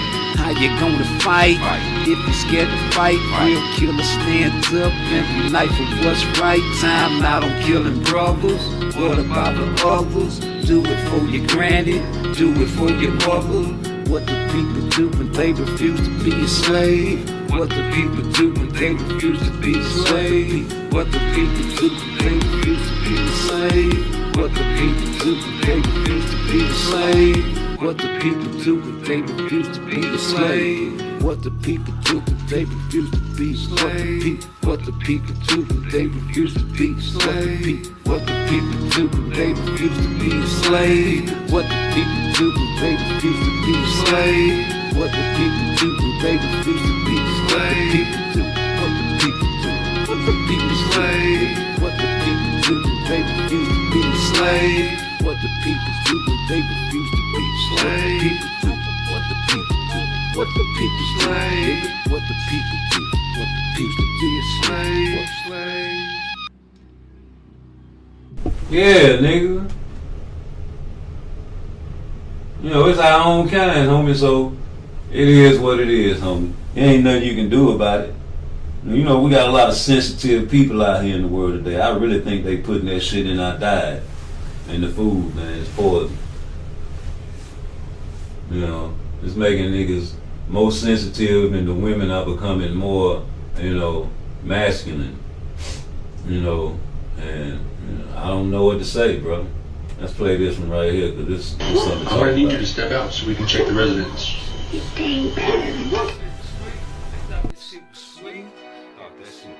PARTTWICE, I see.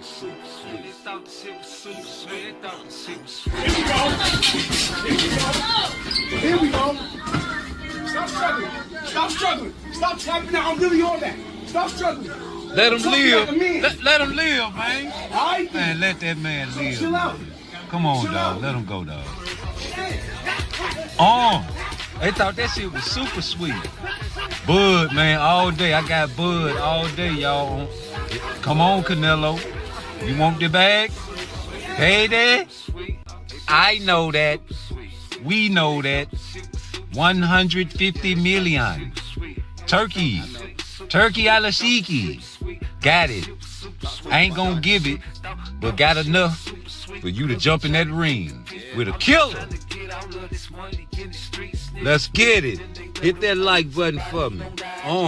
I still want you to fight Boots though, nigga. Let's go. I'd rather live my life behind a jail cell. I can't let you niggas rock my bell. Send me straight to hell. I'ma keep the heat, seekers aiming to your head gone. If I miss, that's okay. I'll be at your girl home. Live a life of crime, then you know there ain't no rules in it. I can't get your sergeant. I got to kill the lieutenant. Head with no screws in it. Don't I call the Holy Ghost? Fire from my gun, turn you niggas into fucking ghosts. Sweet, sweet. Where the PBC at, man? Oh, there you go, Canelo. My bad. Yeah. They thought that shit was sweet.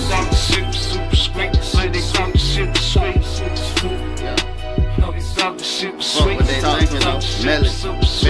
Hey look, they thought this shit was sweet, but really it's sugar free. You don't wanna be, you gon' die wherever that we meet. Yeah, I'm from MC, but everywhere's where I be. You might be with your bitch, but I bet you won't be with me. Yeah, I'm coming down. First I jug, and then I'm flexing. Then that boy hard, what's his name? Better, he ain't Mexican. You thinking it's sweet, but you can die on the spot. That's right. I'm with PARTTWICE, we bout cash, fuck a thought. That's right. Thinking it's sweet, say the wrong thing, till you pop. I send the junior here, do it for 200 top. Me, that's right. Sweet, say the wrong thing, and then you pop. I send the junior here, do it for 200 top. Hey man, he might be. Hey, he might be just looking for the payday. Can you blame him? Hold on, man. Take that shit out. Can you blame a man for trying to get paid, homie?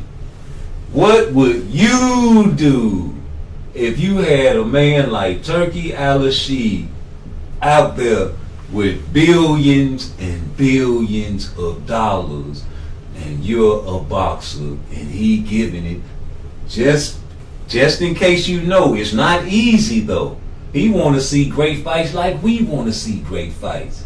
He is a boxing fan with billions of dollars allocated for boxing.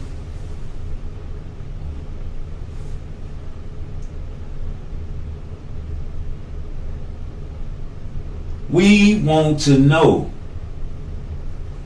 what is it that you would do? Honestly. We don't want to see Mill City, man. Take that off the air. Mill City still hasn't answered my question when he said what he said on the Rise podcast. And he said he's seen it in Tank Davis' face. I just want to know, what would you do? Like, you talk shit. A lot of you jigaboo ass niggas out there talking about, oh, you over there getting welfare. You over there getting welfare. Y'all niggas grew up on welfare. Oh, you gonna make fun of your mommy?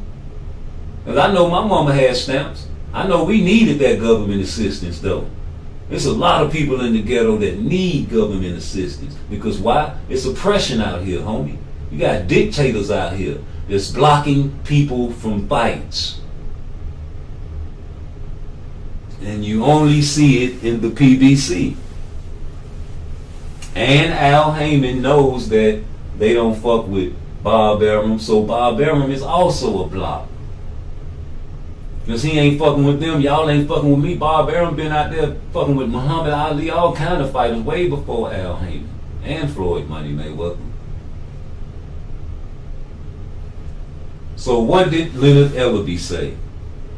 Leonard Ellerby said it's going to take a person with a whole bunch of money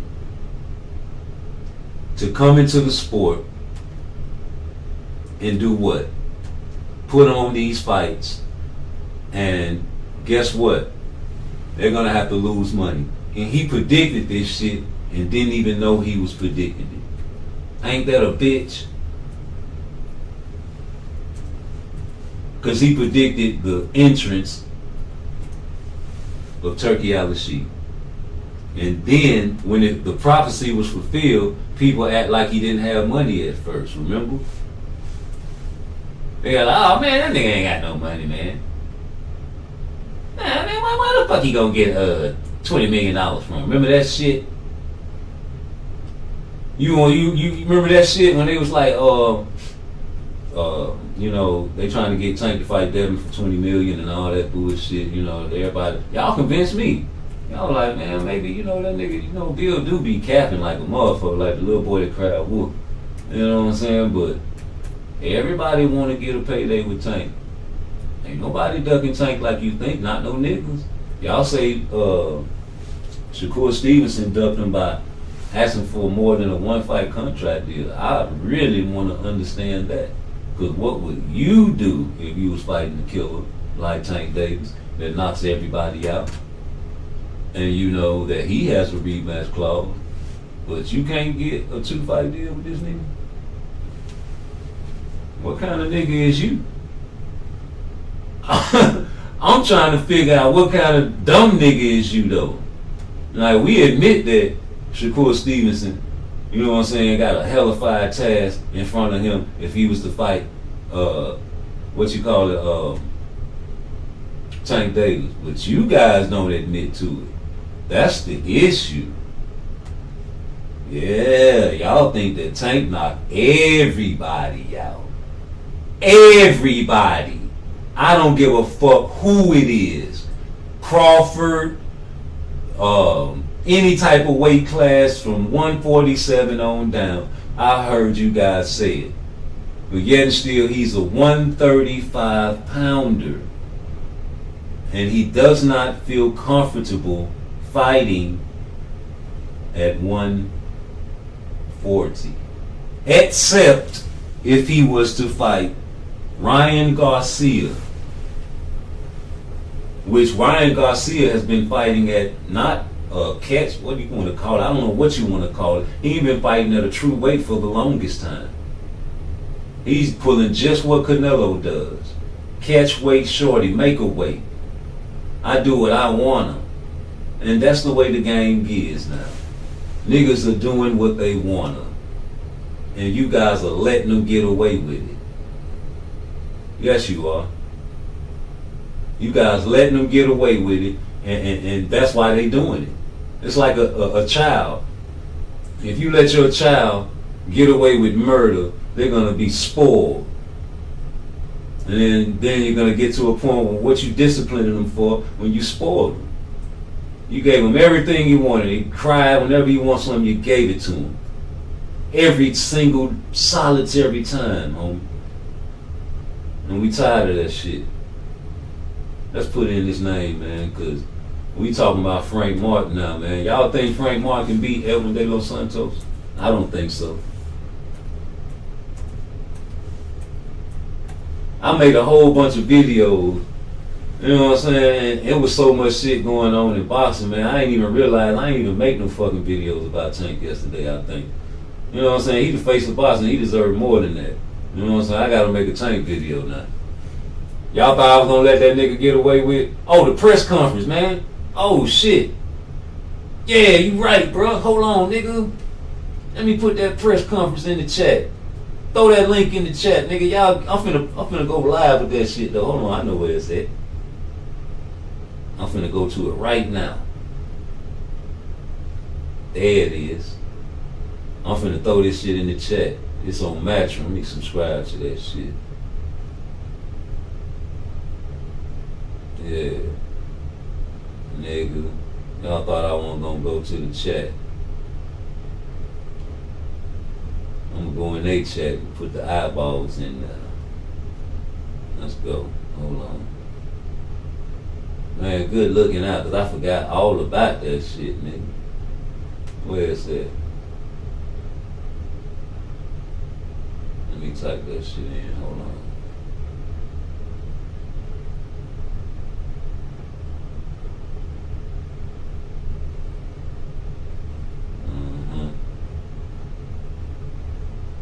Man, it's gonna be hell to pay, man, to see what kind of, you know what I'm saying, cards these boys gonna put together to match this turkey out of sheep shit, bro.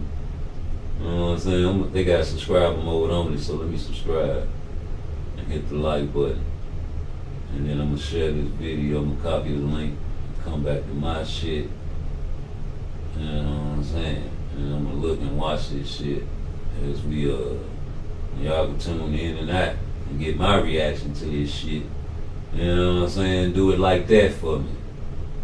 And you do it like that for me. Yeah. You know, there it is, nigga. Let's go to it. Yes, sir. I can't play it because the motherfuckers be tripping. Let me get off this screen right here. What they doing? What they doing?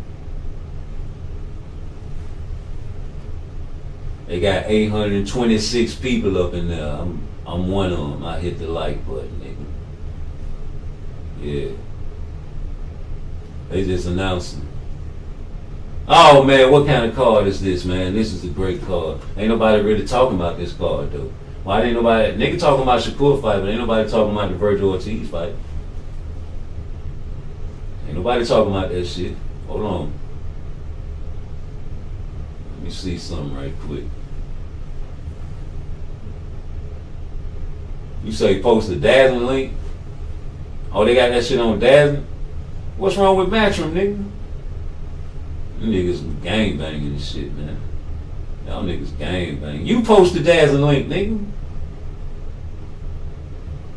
Oh, do it matter what the fuck, who play it? Let me post this dazzling link for this man, man. God damn, what the fuck they ever doing, me? It's a link, nigga. I'm gonna hit that like button too, though. Daniel Dubois. That's the man of the day. He gonna fuck up some shit. He want Usyk bad. nigga. I can't wait till that shit happen. He say he with it. Hold on, let me put this shit on. There we go. There you go, bruh. You say they got more views. That's why I was trying to go to the other one. They got views, nigga. See, that's the mentality. You want to go to whoever got the most views at. Nigga, please. I'm going wherever my partner sent me this link, so that's where I went, bro. I'm finna go back to Matchroom. You watch Dazzle and I watch Matchroom. I don't care. I'm gonna get the same content out of all that shit. It really don't matter. What they say is the same shit they gonna say on DAZN. And everybody gonna have to start fucking with DAZN in a minute, nigga. Yeah, you should want to be fucking with everybody, man. You shouldn't want to just zero yourself into one conglomerate. That's how the billionaires do it, bro. You know, that's how the billionaires do it, man. They don't even spend their money. They spend other people's money and invest and get their money back and give them more back what they gave them. You know, niggas ain't trying to save up and live together and split the rent, do that shit. You niggas are strong, independent black men just like the women.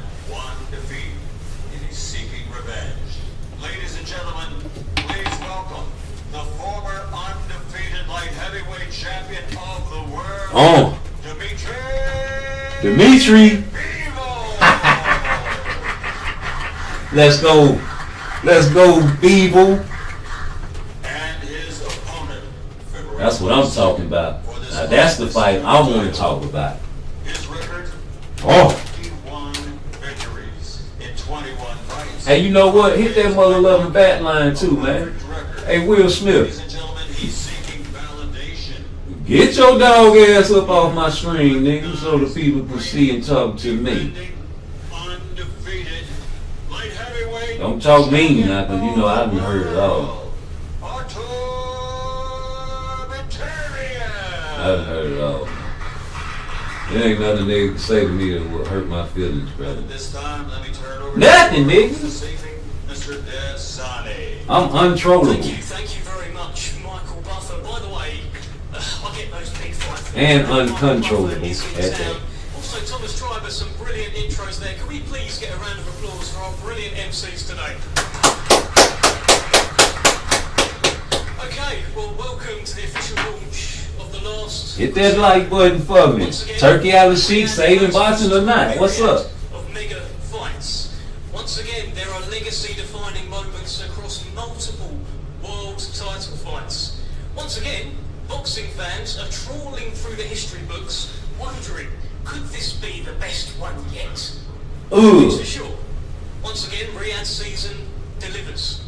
On February 22nd, we proudly bring you what could be top to bottom the finest fight card put together in history. We bring you the last crescendo. I want to start by one of the men making it all happen, one of the promoters involved, Hall of Fame boxing promoter Frank Warren. And yo, every time what the if season show is announced, everyone's like, wow, best this fight. is just the I want to beginning? get your thoughts and also get your thoughts on some of the Queensbury fighters involved, so many important... What if this is just the beginning of what's to come, bro? Why can't people understand that niggas are tired, and if niggas are tired, Caucasoids are tired. And you know if the Caucasoids are tired, the Mexicanos are tired too. The only difference is the niggas want to try to change the game to benefit them when everybody else trying to keep it the same and roll with the trend. The money trend, nigga, wherever the money is, that's what you supposed to follow. At first it was the PBC, right? But then everybody starts seeing all the felonious shit. Niggas are inactive. You can't knock a motherfucker out, man. You can't get no, you can't sell yourself. You ain't even got a country behind you. You ain't even got a country behind you, man. You's a nigga. That's not fair. Niggas ain't got no country behind them. We ain't got no flag, homie. We can't wear, ain't no Mexican or no white boy can go in the ring wear any kind of color or flag that'll disrespect the black man. But you can go in the ring wear a Mexican color short, Mexican color sombrero with gloves, Mexican color. Yeah, just to antagonize the spirit. Niggas can't do that shit. Let's go, man. Back to the live, man. Let's go. Let's fast forward. I fuck behind him. I really don't want to hear what he got to say, but we gonna hear what he got to say. We know what he gonna say. He want the bag. He fucking with Turkey. And in terms of the Queensbury fighters involved there, I just want to get your thoughts on Daniel Dubois. That's quite a statement of a voluntary defence against Joe Parker. Tell us a little bit about that fight. Then, of course, Hamza Shiraz finally. That's what I want to hear what he got to say. Chile Big Bang Jang against Ajit Cabello. But you know, Ring Magazine's Knockout Artist of the Year. That's what he was. His last 3 fights. Who picked that AJ fight high exactly when it went? Me, nigga. That's who. Who I trust? God. I seen it coming, homie. AJ a rock'em sock'em robot, y'all. I've been seeing that. His time was coming. He was ducking. He was ducking Wilder for a reason before Wilder fell off. Yep, that's what I believe. That's what this is about. This Riyadh season, Riyadh card is making these quality matches, and Daniel's going to have his hands full. But he believes in himself. I believe in him. Joe believes in himself. He's done it. He's on a, as I said, he's on a roll, and we're game. We're going to see a cracking fight. It's going to be a classic heavyweight fight. The division is so sexy at the moment.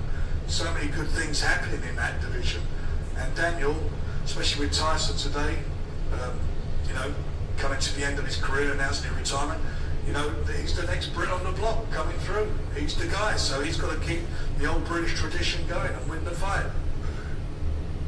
Great stuff, Frank. I'll come back to you when we speak to Hamza and Ajit Cabello and Big Bang Zhang. Let me bring in Spencer Brown. Spencer, I think you answered that knock on the door all those months ago. What a story Riyadh season has been, and this last crescendo card, hey, it might be the best one ever. It's definitely the best card I've ever seen, and I've watched many cards and many fights and many shows, and this for me is just quality right the way through. This is all down to Turki Al Sheikh, who puts the cards together with all the promoters, and you know, we've got Lennox Lewis on the table now with a fighter. So you haven't just got great fighters, great promoters, you've got legends now. You know, he's bringing new stuff to the sport every time, and this card's incredible. I'm lucky I've got involved with 3 or 4 fighters on the card.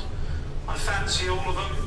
I think Joe Parker will come out victorious. I really like Daniel Dubois, he's a lovely fella, great fighter.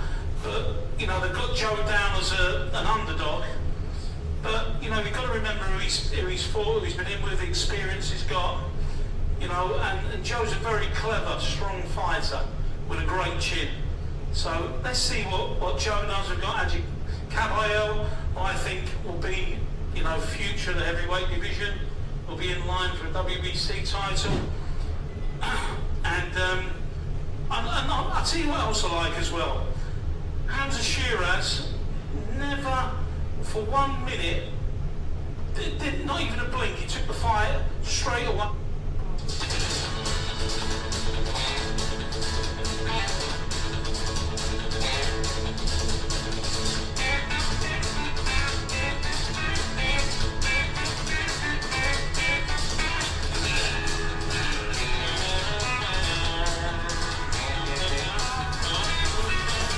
Alright, I let the shit go because I had to go. But here I go. Saudi Arabian fighters, got 2 on the card. 2 Saudi kids. So it's testament to him. Both good fighters and both got big futures. Brilliant stuff. Thank you, Spencer Brown. Let's bring in Eddie Hearn, another huge show. Let's go, Eddie. Here, Eddie. And notably, I want to get your thoughts on the main event. You're sat next I'm in the still hate Eddie. After the fight, you believe your man should be sat there as undisputed light heavyweight champion. Yeah, thanks, Dev. Good afternoon, everybody. What another card. I mean, how many times have I said to all the members of the media, this is the card of the year? Well, this isn't the card of the year. It's not even the card of the decade. This is unequivocally the greatest fight card we have ever seen in the sport. It can get better though, right? Main event, and you put some big names on. But you don't put the big names on from top to bottom in 50-50 fights. just a breathtaking card, by far the strongest Riyadh season card.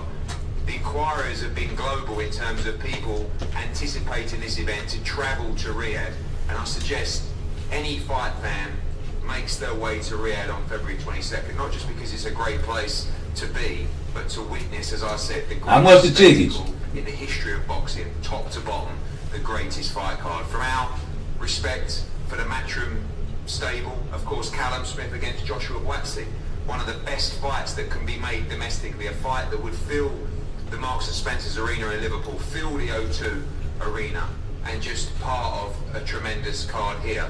You got the two. You see Shakur back there with that WBC belt up there. Who lost a very close decision Yeah. to Terence Belts don't matter. against Virgil Ortiz. I think arguably the best fight that can get made at 154 pound. And what about Shakur Stevenson against Floyd Schofield? Oh. Shakur Stevenson is the future of boxing. Already for me a pound for pound star. This man is 27 years old. He's a 3-division world champion. And he is a phenomenal fighter. Ready. And of course the main event, Dimitri Bivol against Artur Beterbiev. Uh-oh. We're lucky to be there. Probably one of the best fights I've seen up close. Two of the greatest fighters of our generation. And for me, in a close fight, the man to my left should be sitting here as undisputed champion right now. That's right. When we got in that ring, I believe both teams knew there was only one winner in that fight. And now it's time to put it right on February 22nd. Respect to both. Respect to Turki Al-Sheikh for making this fight happen again. The undisputed light heavyweight championship of the world. One of the best fights in the sport on the greatest card in the history of sport. February 22nd in Riyadh. Oh yeah. Thank you, Eddie. Well, let's start working these tables. Plenty of people to speak to here today. Young Muhammad Alakal, I mean, you've just heard people talk about how this is the greatest fight card in history, Muhammad. You made your pro debut on the Beterbiev-Bivol first fight. Here you are, fight number 3. I mean, this is incredible. What a career you are having so far, young man. Give us your thoughts. I'm humbled and honored to be fighting this card. I would like to thank His Excellency Turki Al-Sheikh for making me part of this event. Humble. And yeah, you know, keep improving, working hard, and yeah, sky's the limit. You scored a lovely knockdown last time out when I saw you. I think that was on the Fury Usyk show. So big fights every time. What are you expecting on February 22nd? Another great performance, inshallah. Best of luck to you, Muhammad Alakal. Just like when you go to work, and your boss start talking shit to you, and you don't talk shit to your boss like you do your wife. Great stuff. And Humble. led there by Ziad Al Mayouf. I think we'll probably give you one as well after you've finished talking, now that you've done that. But listen, every time You don't talk to your boss crazy. I speak to you, you're always talking about how you just want to fight. You just want to fight. Well, what an opportunity. You What a put show money in for your you. pocket, you want to talk Yeah, shit about it. 100%. First of all, I want to kick things off by thanking the custodian of the two holy mosques, King Salman, and His Royal Highness the Crown Prince Mohammed bin Salman for their trust in me and their faith in me to empower our youth, boxing, Hey. and be a flag. Did you? It's one thing you niggas didn't notice about this whole event. Now, anytime you fuck with Turki Al-Sheikh, you got to have a dress code. And niggas don't like, niggas want to come over there with fly sneakers, you know what I'm saying, with the latest fashion and the skinny jeans, you know, and rock the purses. But they not rocking with that over there. And niggas don't like that. It's not an image that you want to portray as a black man in a suit. But like I played them old videos of the real faces of boxing back in the days. They had suits on. They were all professional, like a businessman. The real businessmen. Over there in Saudi Arabia, not one man at that event at the Ring magazine was dressed in sneakers. Please. I'm telling you, this shit is gonna get like this for more publicity. Everybody gonna have to do it. Niggas don't want to get down, okay. We're gonna force you to retire, nigga. Another day, you'll see a whole card full of Saudi fighters, and I am not going to stop until I see that. I've always... Yeah, we're gonna force you to retire, nigga. That's what we gonna do. Because you don't want to get down with the program, homie. So when the program switch, what you gonna do? What the fuck you gonna do? Be on the outside looking in, nigga? Okay, you keep looking out there. You keep on looking out there, nigga. And we gonna be in here eating. Eating, nigga. Hold on. Let me play this shit.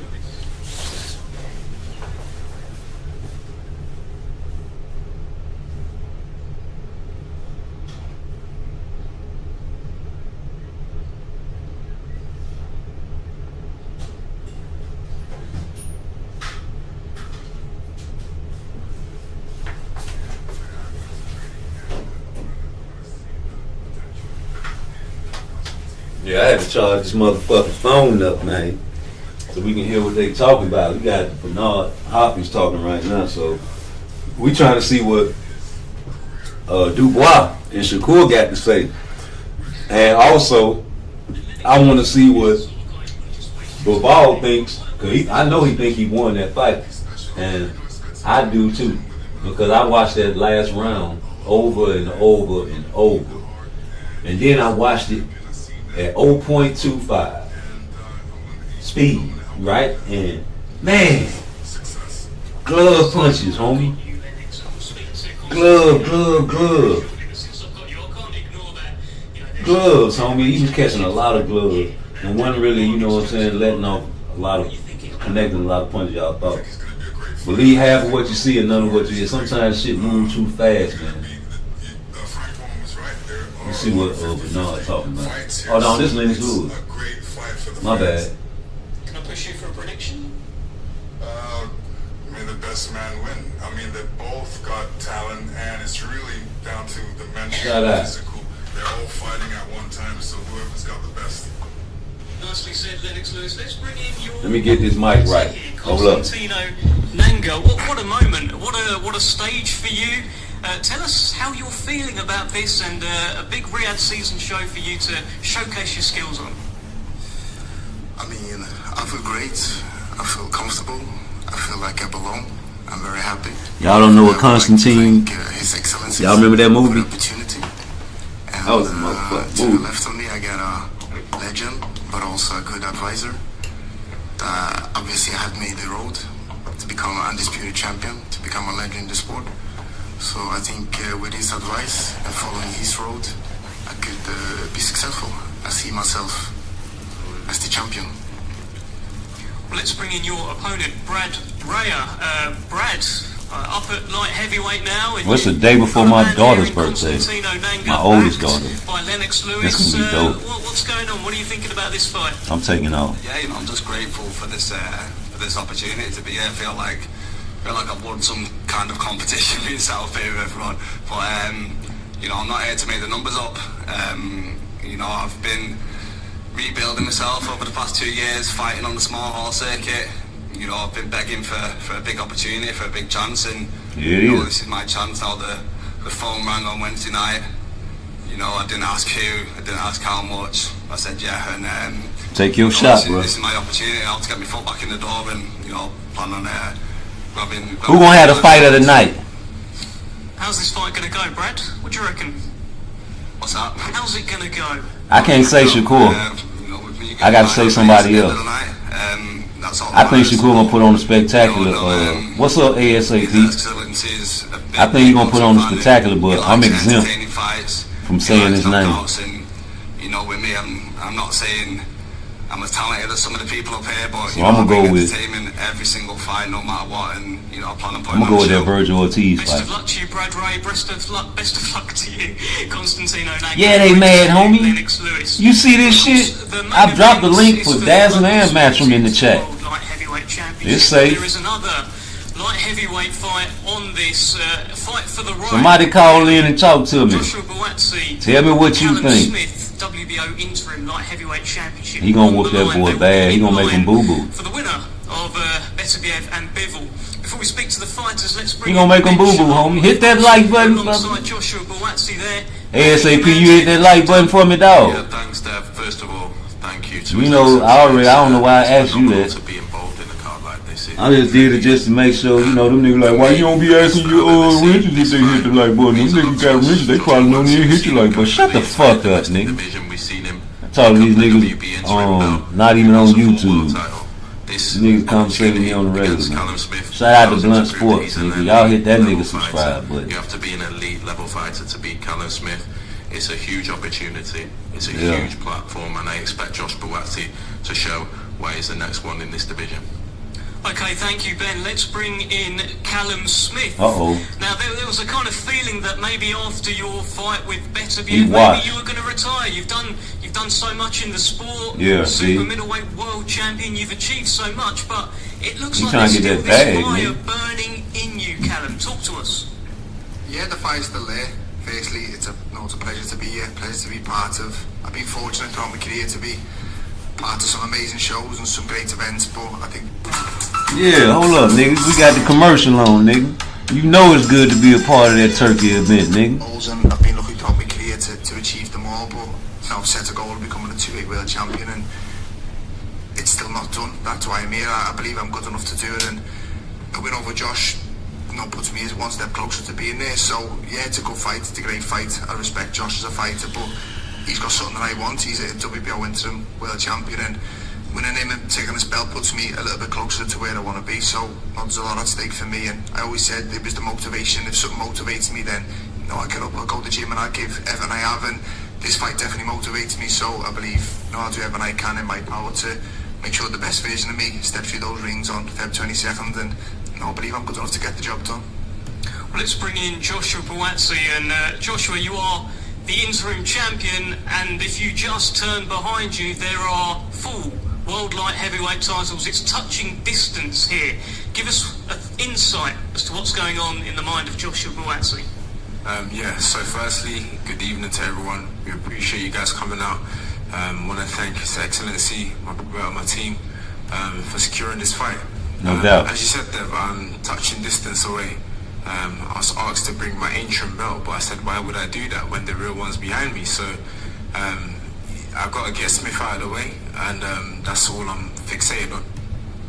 Callum Smith has only lost to the very, very best elite pound-for-pound stars, but you're confident you can do a job on him? No doubt, Dev. Feb 22nd, I'll be there. That's right. So you gonna be there, baby. Let's see what we got right here. Yo. Well, another prank caller. Let's go. On to the show. This is the undefeated man. He's the interim champion. Where are your advantages? How do you beat Joshua Buatsi? Yeah, I've always said this throughout my career, and regardless of the opponents I'm in with, I've just got to make sure the best version of me turns up on the night, and I believe I can beat anyone in the world. Like I said, I respect Josh. He's a good fighter, he's well schooled, Olympic medalist, and now he's WBO interim world title champion, so he's got something that I need to get me closer to where I want to be. So I've just got to make sure the best version of me turns up, and I believe the best version of me can beat Josh Buatsi. Okay, thank you, Callum. Thank you, Joshua. Thank you, Ben Shalom as well. Best of luck. WBO interim light heavyweight championship on the line. Brilliant fight there between Joshua Buatsi and Callum Smith. Well, let's venture into the land of the giants, and what you'll notice is behind Alexander Usyk now there's a bit of a queue forming for the belts that he has. Part of that queue is Zhilei Big Bang Zhang against Ajit Kabayel, WBC interim heavyweight championship on the line. Big Bang. Ajit Kabayel. And Ajit, listen, I know you're not one for all of this trash talking and all of that kind of stuff, but once again, you're in against a monster. He's got big knockout power. What are you thinking? What are you going to do? First of all, thank you, My Excellency Turki Ali Sheikh, yes. Manager Spencer Brown. Just like they thank Al Heyman. Yes, now I fight the next monster, I'm ready for the next challenge. I train hard for the fight. Let's go. Go. I've heard you say that you're going to test if he can swim. What do you mean by that? Yeah, this guy have also...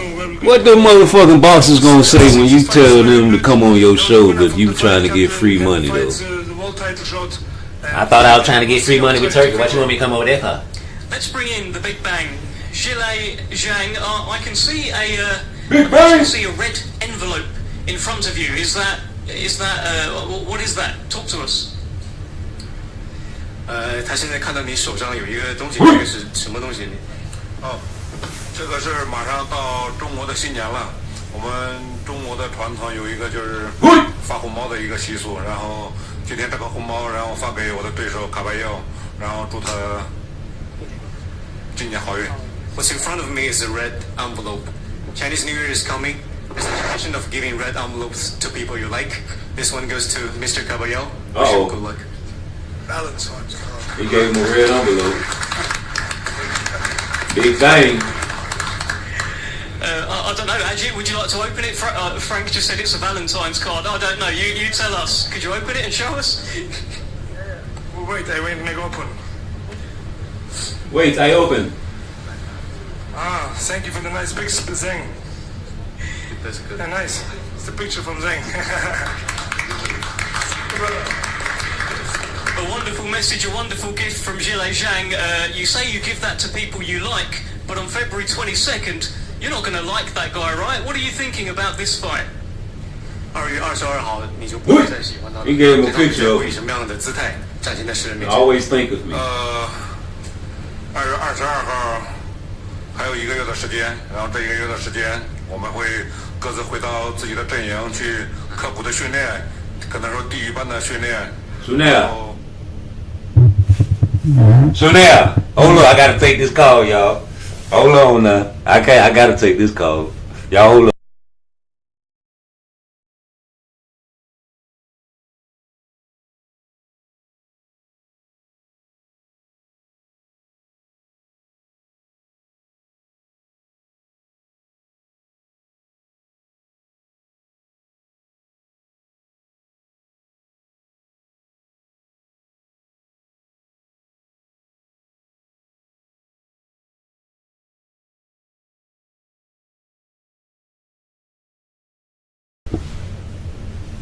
Yeah, okay, so I was just checking in on you to make sure everything was good because, you know, I'm trying to get this baby and, you know, I wanted to, you know, make sure everything was on point and it wasn't no surprises. You know, I had that warrant and I got pulled over and I lost some days at work, but I wanted to make sure I didn't have nothing on me or nothing like that and I'm still good to go. Okay. Well, another thing I wanted to ask, you know, I got this court case coming up with the child courts. I wanted to ask you to merge that and do the criminal case too.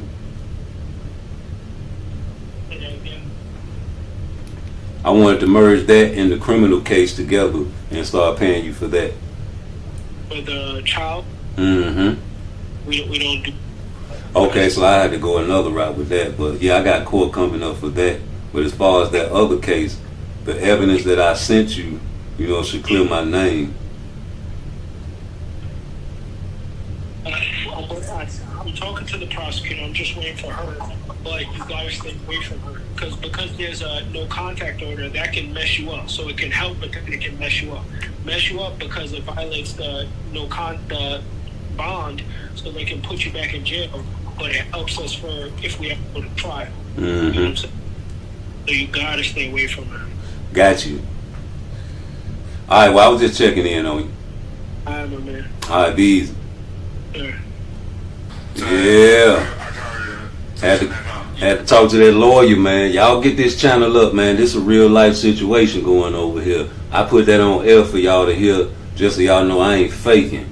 You know, we hashtag saving booby for real. We trying to, you know, help these fathers out here get their seed back from these people that ain't taking care of their seeds properly. And you got somebody with a bipolar issue, man, for a child's mother, man. You got to get her some help. If she refused to get that help, I don't know what to tell you, man. She gonna do all kind of crazy shit. So protect yourself in 2025. I'm the scapegoat. I'm the walking billboard. You know what I'm saying? And I'm giving you the game so you don't have to hire a lawyer. I'm giving you step by step on what you need to do to get your rights as a father. Back to the show. Keep watching, you kind of learn things off, and then the next thing you know, you're sitting on the table with them live in the flesh, and you're getting advice off them. Well, Big Bang Jane gave the man a picture and showed it like he gonna remember me. Thank you very much, Hamza Shiraz. Best of luck to you, February 22nd, challenging for the WBC World Middleweight Championship. Well, let's bring in another promoter who was a Hall of Fame fighter, one of the greatest fighters of all time, in Oscar De La Hoya. And Oscar, very much on promoting duty. You've got two brilliant unbeaten fighters in action on February 22nd. Floyd Schofield taking on Shakur Stevenson, and Virgil Ortiz against Israel Madrimov. That's throwing these guys right in the deep end, right? Yeah, it is, and I always You ain't throwing some say in the there. fighter first, and you know, to be great, you have to fight great fighters. You have to fight the very best. Given said that, I wanna thank all the fighters here first, and they do deserve a round of applause because for making these types of fights, putting these fights together. There's one thing about getting promoters in one room. There's one thing about getting promoters to work together, but to get every single fighter here to agree to these types of fights, on paper, these are 50-50 fights. I mean, Shakur Stevenson, he's one of the best fighters on the planet facing one of the top fighters coming up on the planet. So that shows 50 fights. I mean, Shakur Stevenson, he's one of the best fighters on the planet facing one of the top fighters coming up on the planet. So that shows you greatness. He wants to be great. He wants to be the very best. Virgil Ortiz, once again, is proving that he is the very best. Fighting Madrimov after fighting Boacek, I mean, who does that? So every single fighter here, congratulations for having the courage and for having the cojones to take these types of fights. Take the cojones and put some paper in there with them 100 punches. Oscar, it's also little clips of a Golden Boy versus Matchroom going on here. A couple of Eddie Hearn fighters, a couple of Oscar fighters. You must really want to win, right? Absolutely. Look,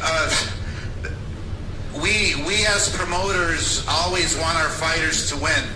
But more importantly, we want to give the fight fans the best fights. And this card right here, it actually reminds me of the great Don King putting on Mike Tyson, Julio Cesar Chavez, Felix Trinidad, Terry Norris all on one card.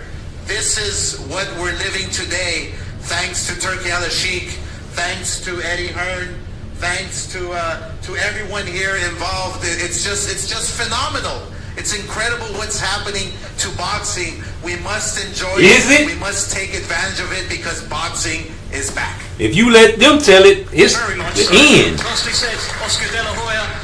Floyd Schofield unfortunately isn't here today, but the champion, Shakur Stevenson, the unbeaten WBC World Lightweight Champion, is here.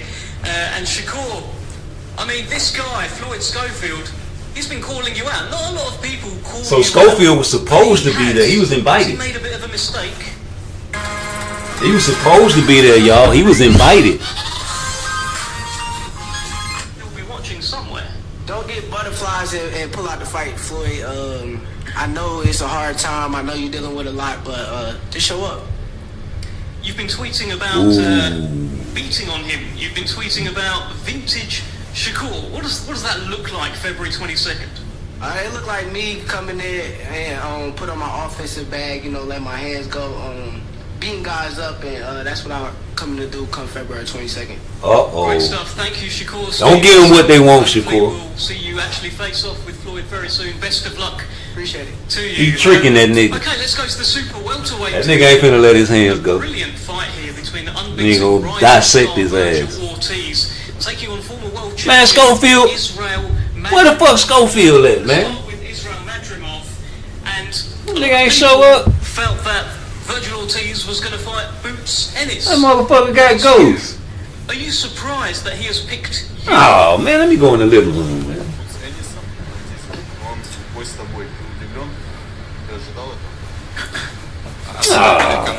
Hello everyone. First of all, I'm happy to be here. Oh, hold up, nigga. Hold on. Let me get this shit right, man. I can't believe this shit. This nigga is supposed to be there.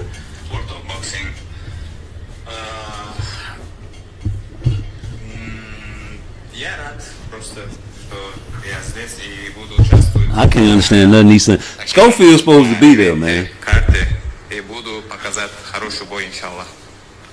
Where the fuck is Schofield? I'm just happy to be here, and it's a huge event, huge card, and I'm looking forward to it. will try to do my best in this fight. It's one of the most important fights in my life. And Headlines. finally, he is a young, hungry fighter. How do you plan on dealing with him on February 22nd? Where the fuck is Schofield? I wanna show great fight all boxing fans and show inshallah my skill. Where's Schofield? Thank you very much. Thank you very much, Israel Madrimov. Let's bring in Virgil Ortiz. Virgil, I was on your Instagram the other day, and you said you want all the smoke against all the best fighters in the world. And Virgil, it sounds like Israel Madrimov has a lot of smoke, and he's one of the best fighters in the world. You looking forward to this challenge?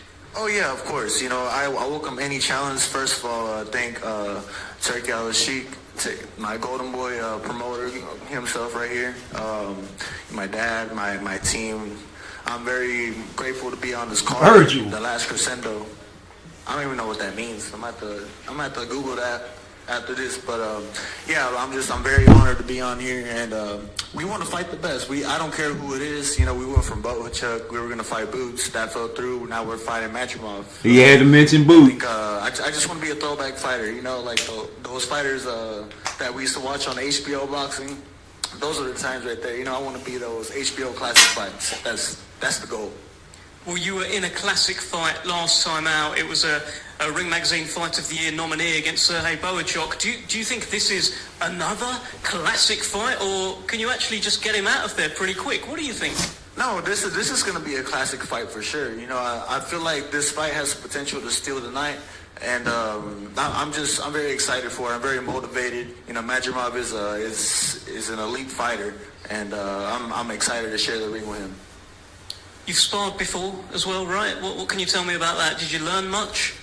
Yeah, I learned a lot. I'm sure he did too. And that's from what I'm saying is I know it's going to be a really fan-friendly fight. Do you have a message for Israel Madrimov? No.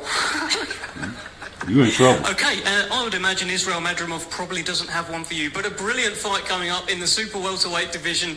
We look forward to that. Let's head to a brilliant, incredible world heavyweight Virgil got enough championship defense to take that contest. shit, boy? Daniel All the way to 12? defending his IBF belt against We got enough Joseph offense to take Parker, that body two and momentum work that body in the heavyweights, late two round. in-form I heavyweights. don't know. And Joseph Parker, I'll start with you because this is the opportunity for That you look like an upset. to become a two-time world heavyweight champion. What are you thinking?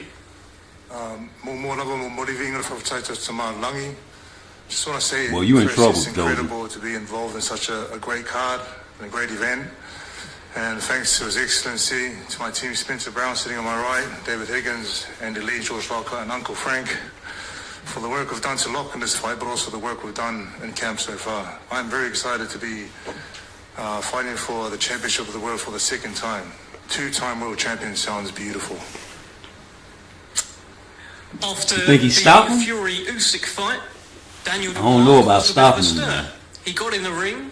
And He might though, challenged because Alexander Virgil got Usyk caught. Hold up. whilst having a He fight got caught with them scheduled flash with Joseph knockdowns. Parker. Y'all overlooked What was that going shit. through your head as that happened? Ask him what was going through his head when he was doing that.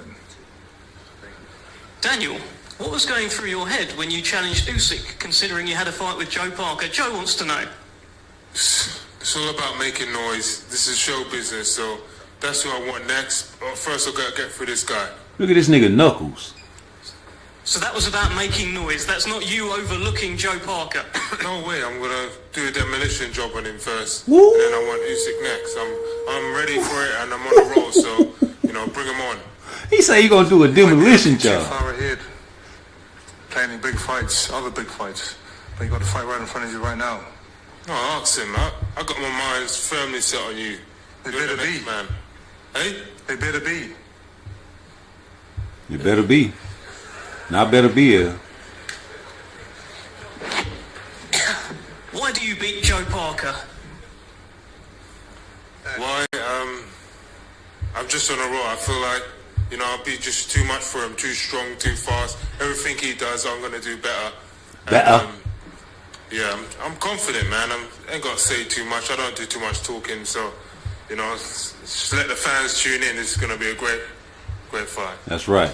Listen, I've been boxing for a while, and I feel like I've only just begun now. I feel like I've got everything right now, and you're in for a treat. Good. I'll teach you a few things in there. You know, I'll teach you started. I'll teach you a new few lessons, some new skills. I'm ready to go. Looking forward to it, Div. Yeah. Looking forward to it. Bring it on. Yeah, nigga. Daniel, just while I've got you, because you are talking a bit, let me ask you this. Dubois, nigga. Buying the nice guy act of Joe Parker. Do you think he's trying to lure you into a bit of a false security? What's going on? He's always been like that, isn't it? Nice guy act. But I know once the bell goes, we're going to try and take each other's heads off. So, you know, I'm just in my bubble, my own circle. Right. Joe? Listen, I like it that he's full of confidence. He's sky high at the moment, but it's all going to stop on the 22nd of February. Okay. Thank you very much. Good chat. Final thing, actually, Joe Parker, do you have a message for Daniel Dubois? Yeah. Let's go. Stoppage. Stoppage, I say. Stoppage, I say. Any message back, Daniel? No. You ain't got all that I was talking. trying. Look, we did all right there, actually. Thank you very much, Daniel. Thank you very much, Joseph Parker. It gotta be a stoppage. World Heavyweight Championship. He said he gonna do a demolition on that man. Title fight. Well, let's move to the main event. Listen, history was made back in October. Hey, but hold up before you get there. The undisputed. He said he gonna do a demolition on that man. And he was talking showbiz because he want to get the revenge and beat Usyk. Nigga, who don't want the bag fighting Usyk? Nigga, yeah, you can't admit that he overlooking you. He said he gonna do a demolition. That's just like saying I'm overlooking you, brother. Dubois did not hit Usyk low. And I'm gonna always go to my grave with that. And you can go to the grave with whatever you want to go with. Dubois. Very close fight, you know, and nothing to take away from Artur Beterbiev. I mean, he did a really, really good job, and there's no doubt that the fight was close. I was more upset about one of the decisions. One of the judges seemed to me completely off, and that was more upsetting. But more importantly, what kind of crossed that situation out and made everybody feel a lot better is when the next day, you know, before that actually, Israel Madrimov fought in Saudi Arabia in the kingdom, and there was a lot of effort made from Eddie and Spencer, as far as I know, in getting Madrimov on one of the cards, and Madrimov became a world champion on the card. And His Excellency Turki Al-Sheikh offered after that fight for Madrimov to fight Terence Crawford, and it didn't. At that time, it didn't seem like the right move because the kid just became a champion. It was the dream of his life. He just earned what he dreamt of, and obviously fighting the best in the world, somebody that he looked up to, was probably a little bit too early at that time. But when he came out of the fight, and it was also a very close fight, His Excellency and his team said that, you know, it was a close fight. You might have won the fight, but don't worry, you'll be back. And he was supposed to fight, I think, 2 months after that. Hey, on the Fury Usyk. That's all you got to do is show that you got heart. It don't matter if you lose. Same with Mitri. You know, after this fight, the next day, His Excellency said that he wanted a rematch. And after the first experience, I didn't have any doubts. I knew that once he wants something and he wants justice to be served, he makes it happen. And now we're here. It doesn't matter anymore what happened in that fight on October 12th. It doesn't matter what the judges did, because now is an opportunity for every boxer to make a point and prove that they're the undisputed champion in the light heavyweight division. Thank you very much, Vadim Kornilov. Let's speak to a man who certainly feels that Artur Beterbiev won from the top-ranked side of things, Brad Jacobs. And 100% punch knockout ratio down the drain. What he said at the start about how he felt everyone knew that Bivol won. Give us your thoughts, please, Brad. Well, I think he said it. Everyone thinks they knew who won, and it was Beterbiev, not Bivol. But that's beside the point. Well, look, we're thrilled to be here, thrilled to be a part of another Riyadh season event, all thanks to His Excellency Turki Al-Sheikh. Artur Beterbiev, undisputed champion. He deserves it. He'll be undisputed champion again by knockout or by decision. Hey, it took the PBC doing what they was doing to make somebody come in here and step in and get this shit together. Cause niggas was tired of that shit. And it took Turkey Al-Ashiki, a motherfucker that Leonard Ellerby predicted would come into the league, and that's what's gonna have to happen for these fights to make. And here you go, prophecy. Good God, won't he do it?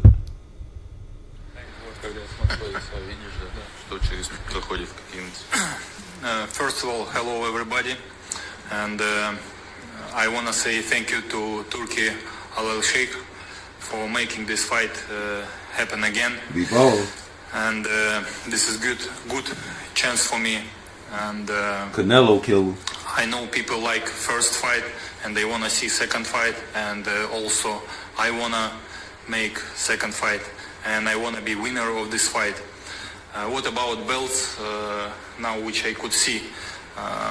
Before I was so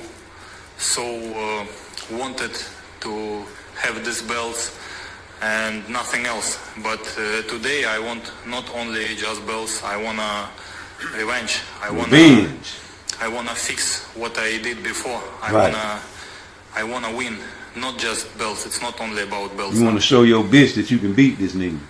How much do you need to change from the first fight? Do you need to change a little bit? Nothing? A lot? What do you think? I need to change enough to prove that I'm better, and I need to add more actions, and we already changed a little bit with our training camp. We add some coach in our training camp, and now I'm working on myself. Of course, I want to be better. I want to be perfect, and I'm trying to be. Well, let's bring in the defending champion, the undisputed light heavyweight champion, Artur Beterbiev, with belts everywhere. Firstly, Artur, what does it feel like to be the champion? Can you repeat it? Yeah. It's good feeling. Hello, everyone. I want to thank you for His Excellency, for my top rank, for everyone here. My goal is now to keep my belts, and I will do my best to do that. Dmitry Bivol says that he wants revenge. What do you think when you hear that? We have revenge. If you want revenge, no problem. What? How different do you need to be on February 22nd? Do you need to be much better, a little better, or the same? What do you think? For enough better to win. Just to enough to win, you know? Just enough. I don't know, how is it, like high, small, big, medium? I don't know yet, but enough to win, you know? You usually knock everyone out. No one usually hears the final bell, but he did. Why?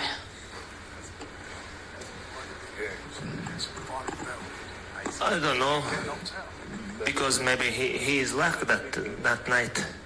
Luck? The drugs didn't because work. He is luck maybe that night.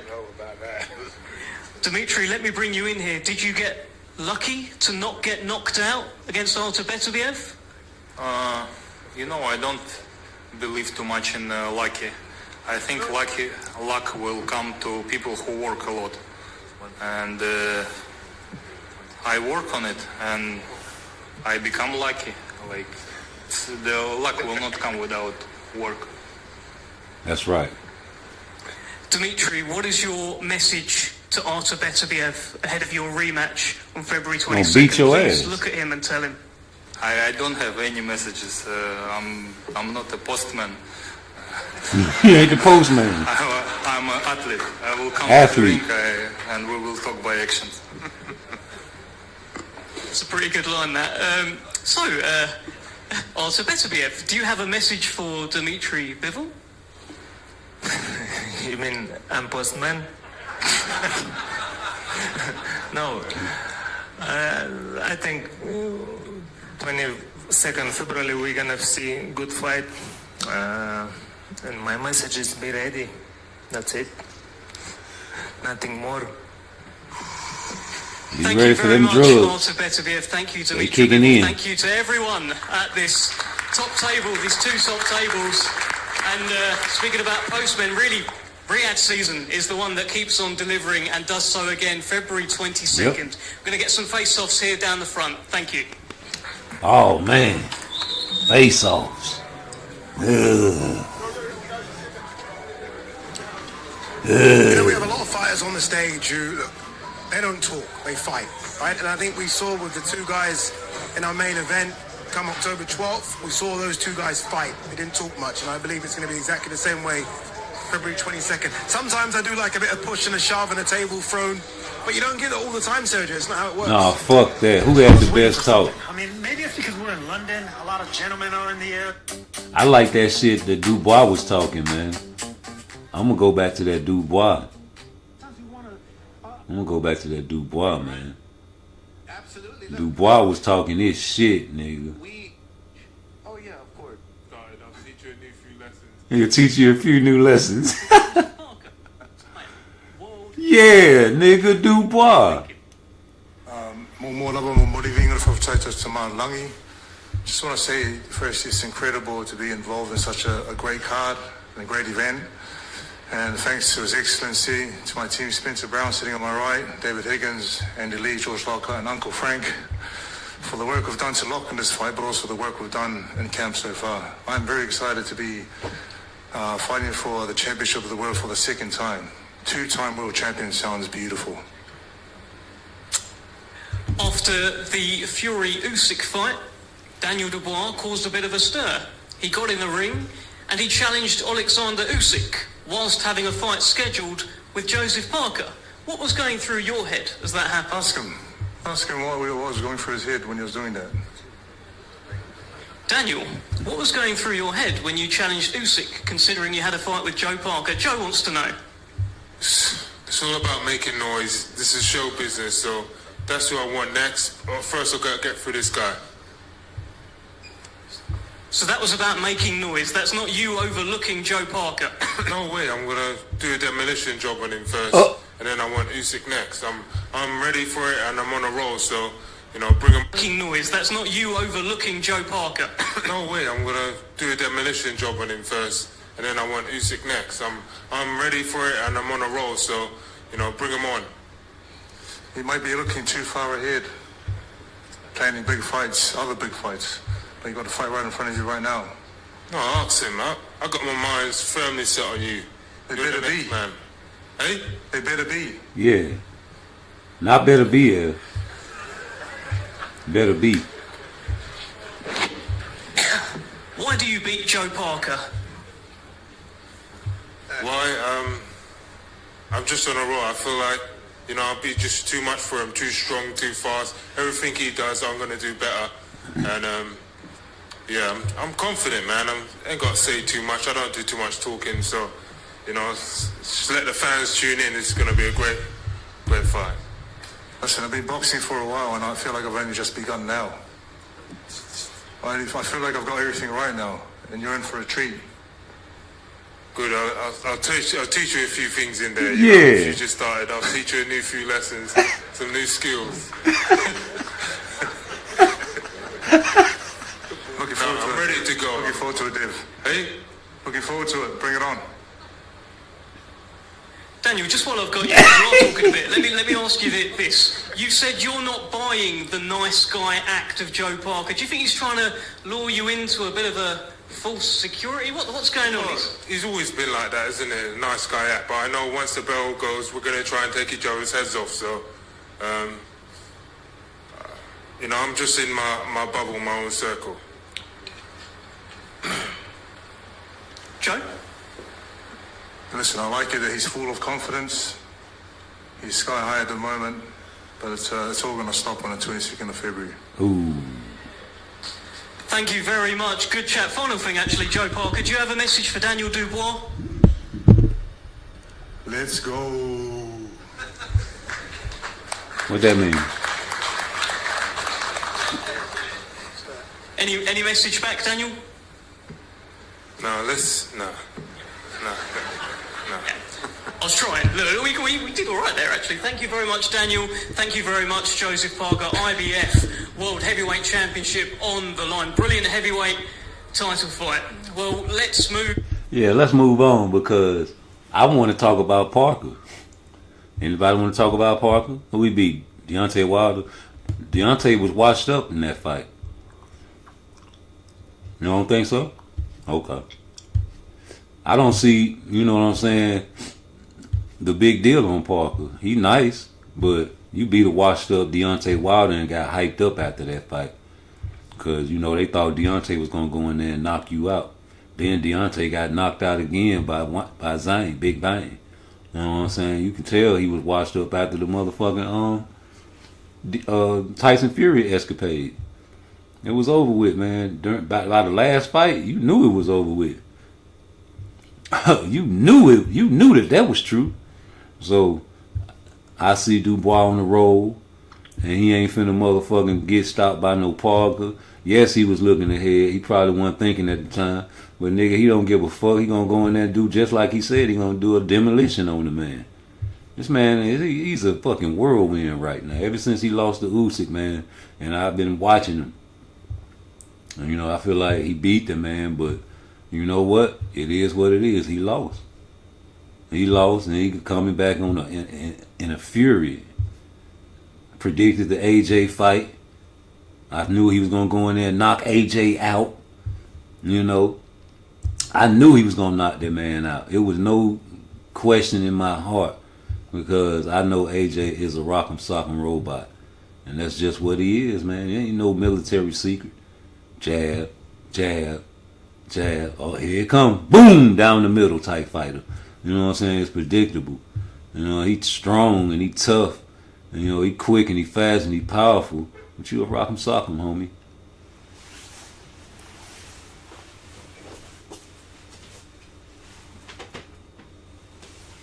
That's what you are. And, you know, you got hyped up and you ducked Deontay Wilder when he was knocking shit out, bro. And we ain't gonna forget that. We ain't gonna forget none of that. I'm looking for this Dubois footage. Dubois had a fucking video he was showing. Matter of fact, fuck that. Nah, it's in here somewhere, man. What the fuck is this shit? I had so much shit I be going through watching, man. You know, I be trying to keep up. You know, because I can't dedicate 24 hours a day watching these guys, man. And, you know what I'm saying? It's a shame because I be wanting to throw so many videos out per day. You know what I'm saying? Look at Oscar. Who was signed to a mother lover like that? If you signed to Oscar De La Hoya, man, you know, you got to be desperate. Or either, you know what I'm saying, can't make enough noise. Or, you know what I'm saying, I'm talking about as a nigga, a black man. You know what I'm saying? So, I just wouldn't do it.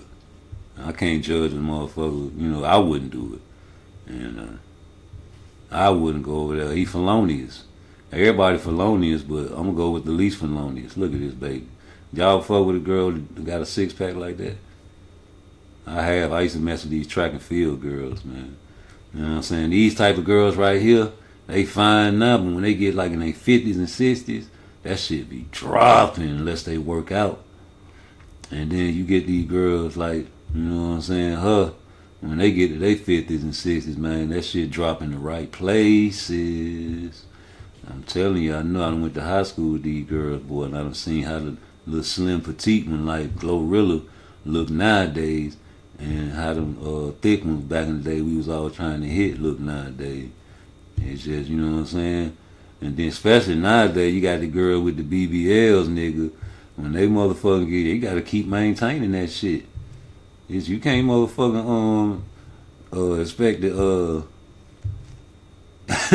cause you gotta work out. But no, I can't find that shit right now. But nigga, I'm gonna post a video of Dubois training, man. That nigga go hard, bro. Here it go. I'm over here about to give up. And here it go, right here. Let me play this shit. That nigga Dubois, he gonna fuck something up, boy.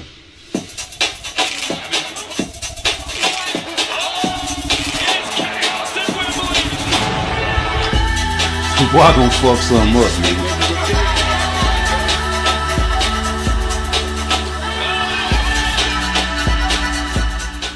Swings up. Let's go now. It's the Carney team that nigga.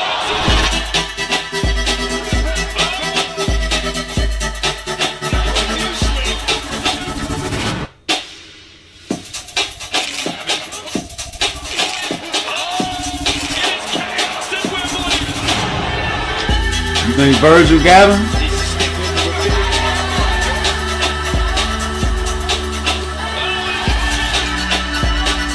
Yeah, this how it's supposed to be, homie. Let's go now. It's the Carney team that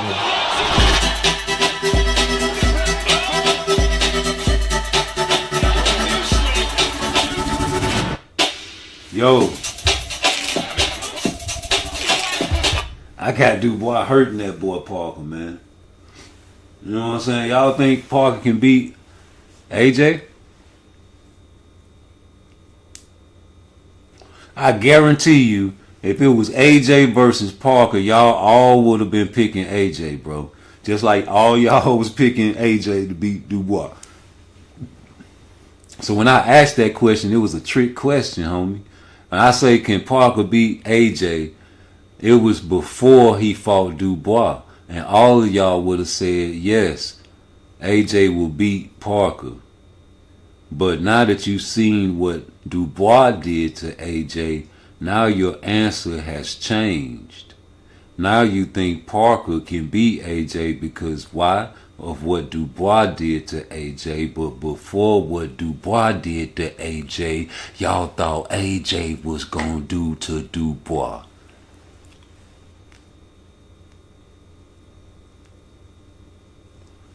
Yes, you did. The same people that probably think that he did not hit, that he did hit Usyk low.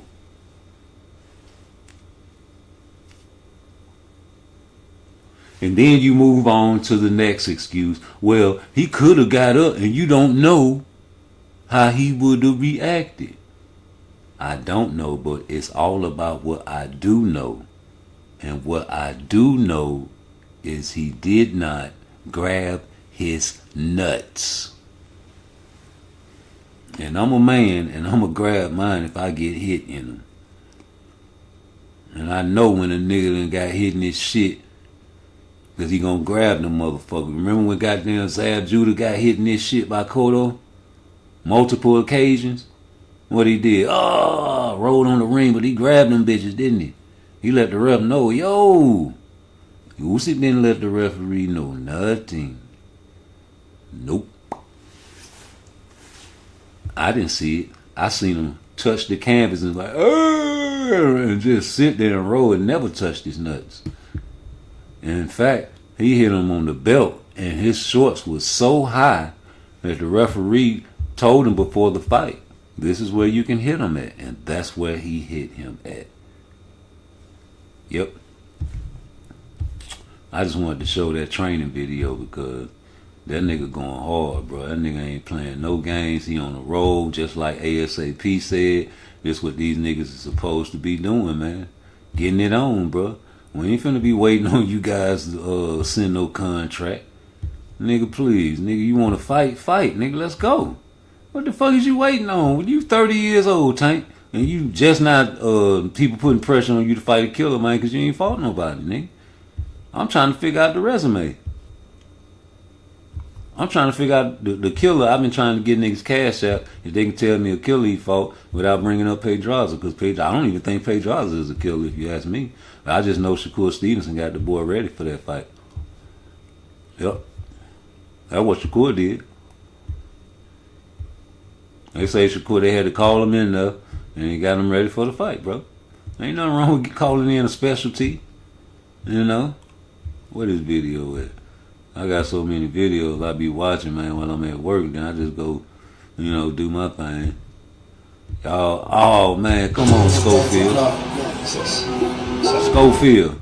Hold up, come here. Tom, take it back. Come here. Take it back, take it back, take it back. Yeah, take it back. Hey, Schofield, where you at? Where the fuck Schofield at, bro? Why he ain't show up to an event like that? I hope he ain't pulling out. You heard what Shakur said now. I hope you ain't pulling out. What happened to Schofield, homie? Somebody. Hello. Schofield, that's a bad look. Schofield Senior and Schofield Junior. Schofield Jr. probably ain't got no say-so in the matter, though. You know what I'm saying? So, I don't know. Boy. That don't look right. You see Dale. You see Dale. Ooh. Yeah. Ooh. Keep that hand up. See, he still got that hand up. He still got that hand underneath his chin.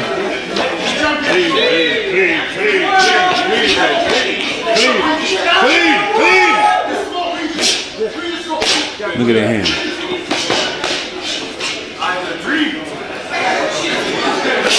Look at that hand. Look at that hand. Left hook, pop. Throw that left hook, homie. Uh-oh. That hand up, boy. He ain't throwing it fast enough. See, he faking. See, that shit that shit counterfeit, homie. You know, it's just for show. I mean, but, you know, you got to practice what you preach, nigga. Get where the tape at. Somebody get the tape and tape this nigga hand to his face, man. Watch. Look at that shit way underneath his chin. Like, this shit ain't sweet, nigga. Look. Get that shit up, nigga. What the fuck is you doing? Look at that chin. You see all that shit. Get that shit up, boy. Come on now. Keep it up there. There you go. Ooh. There you go. Get that shit up there, nigga. Fuck wrong with you? That's where it need to be at all times. Right there. Right there, boy. Don't you drop it. Don't you get that shit back up, nigga. Get it back up, boy. What you got it down there for? Get it up. Get it up, nigga. Get that hand up.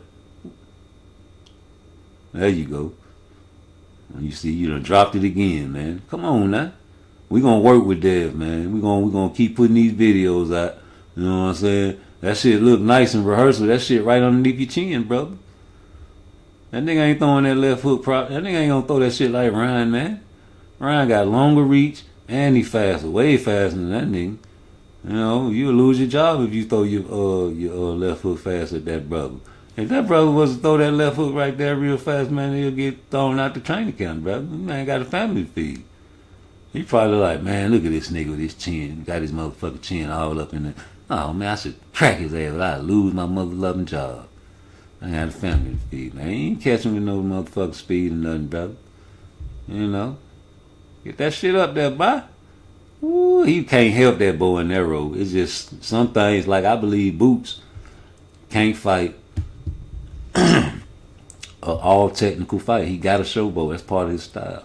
I believe that, man. I really do want to see Boots get in there, you know what I'm saying, and do all technical and keep it fundamental type fight. Set the example.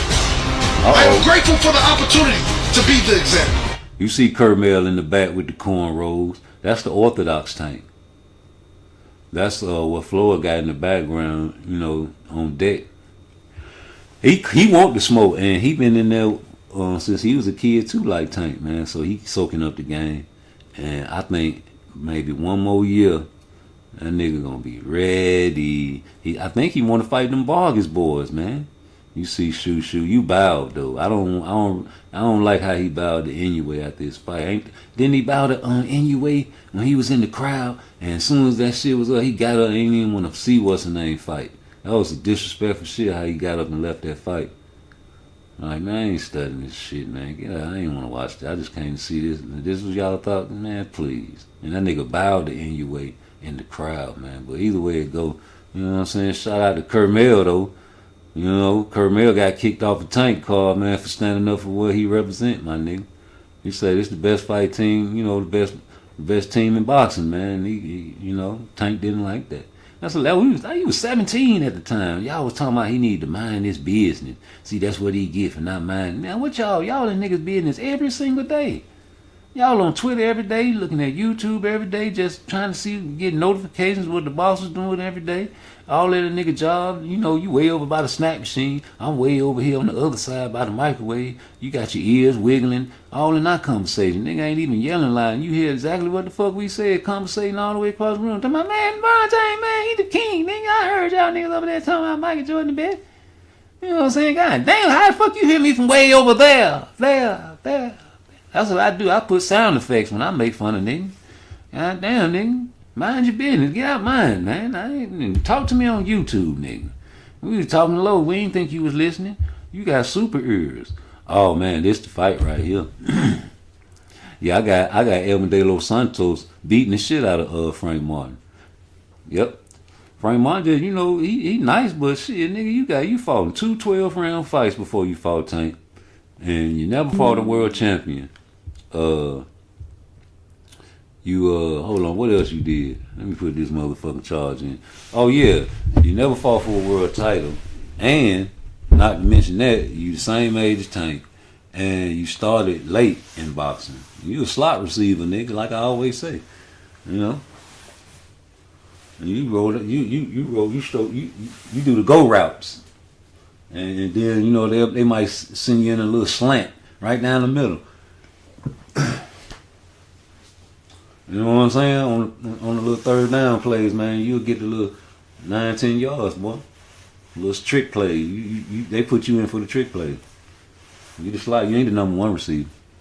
You a little athlete. You can go and then on the off season play basketball and play a little baseball if you know what I'm saying. You get on the team. You ain't too good at all the sports, but you know what I'm saying. You can play them all. Elvin De Los Santos, he had a shoulder injury, so he couldn't fight Tank.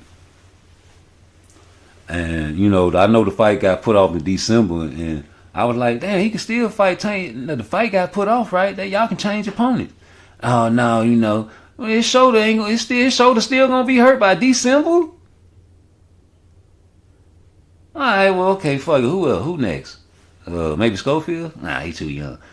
Okay, all right, yeah, you right. Here goes Shakur fights Schofield, and I hear your boy on one of the YouTube pages talking about some and Tank can't fight Schofield because Schofield fighting Shakur. Like, whoa. So you mean to tell me that he will fight him and that's an option? Well, he didn't want to fight him before.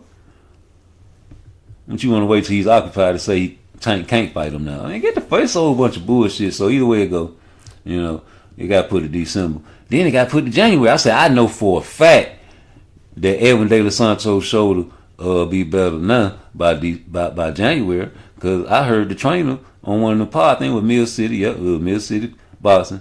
Shout out to Mill City. I still want to know that answer to that question. What you said you seen in Tank's face, you never told me what you seen in his face in that Mario Barrios fight. But anyway, it was on Mill City. He say, yeah, man, we ready. Tank, they called us and asked us if we was available. We said yes, see.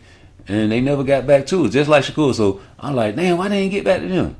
I'm like, okay, so there's something going on. His shoulder still must be hurt. You know what I'm saying? So I'm like, nah, that ain't gonna be no good fight, because his shoulder probably still hurting. It's gonna be January. Then it got put off to March. I say, wait a minute, y'all skipped over Black History Month. You know, ain't number 28 days of Black History Month, so I know why y'all did that. It should switch Black History Month to January. You know what I'm saying? Got Martin Luther King birthday in January, 31 day. And, you know, Black History Month in February. And February got Valentine's Day. They got presidents. They got George Washington's birthday. And he had slaves.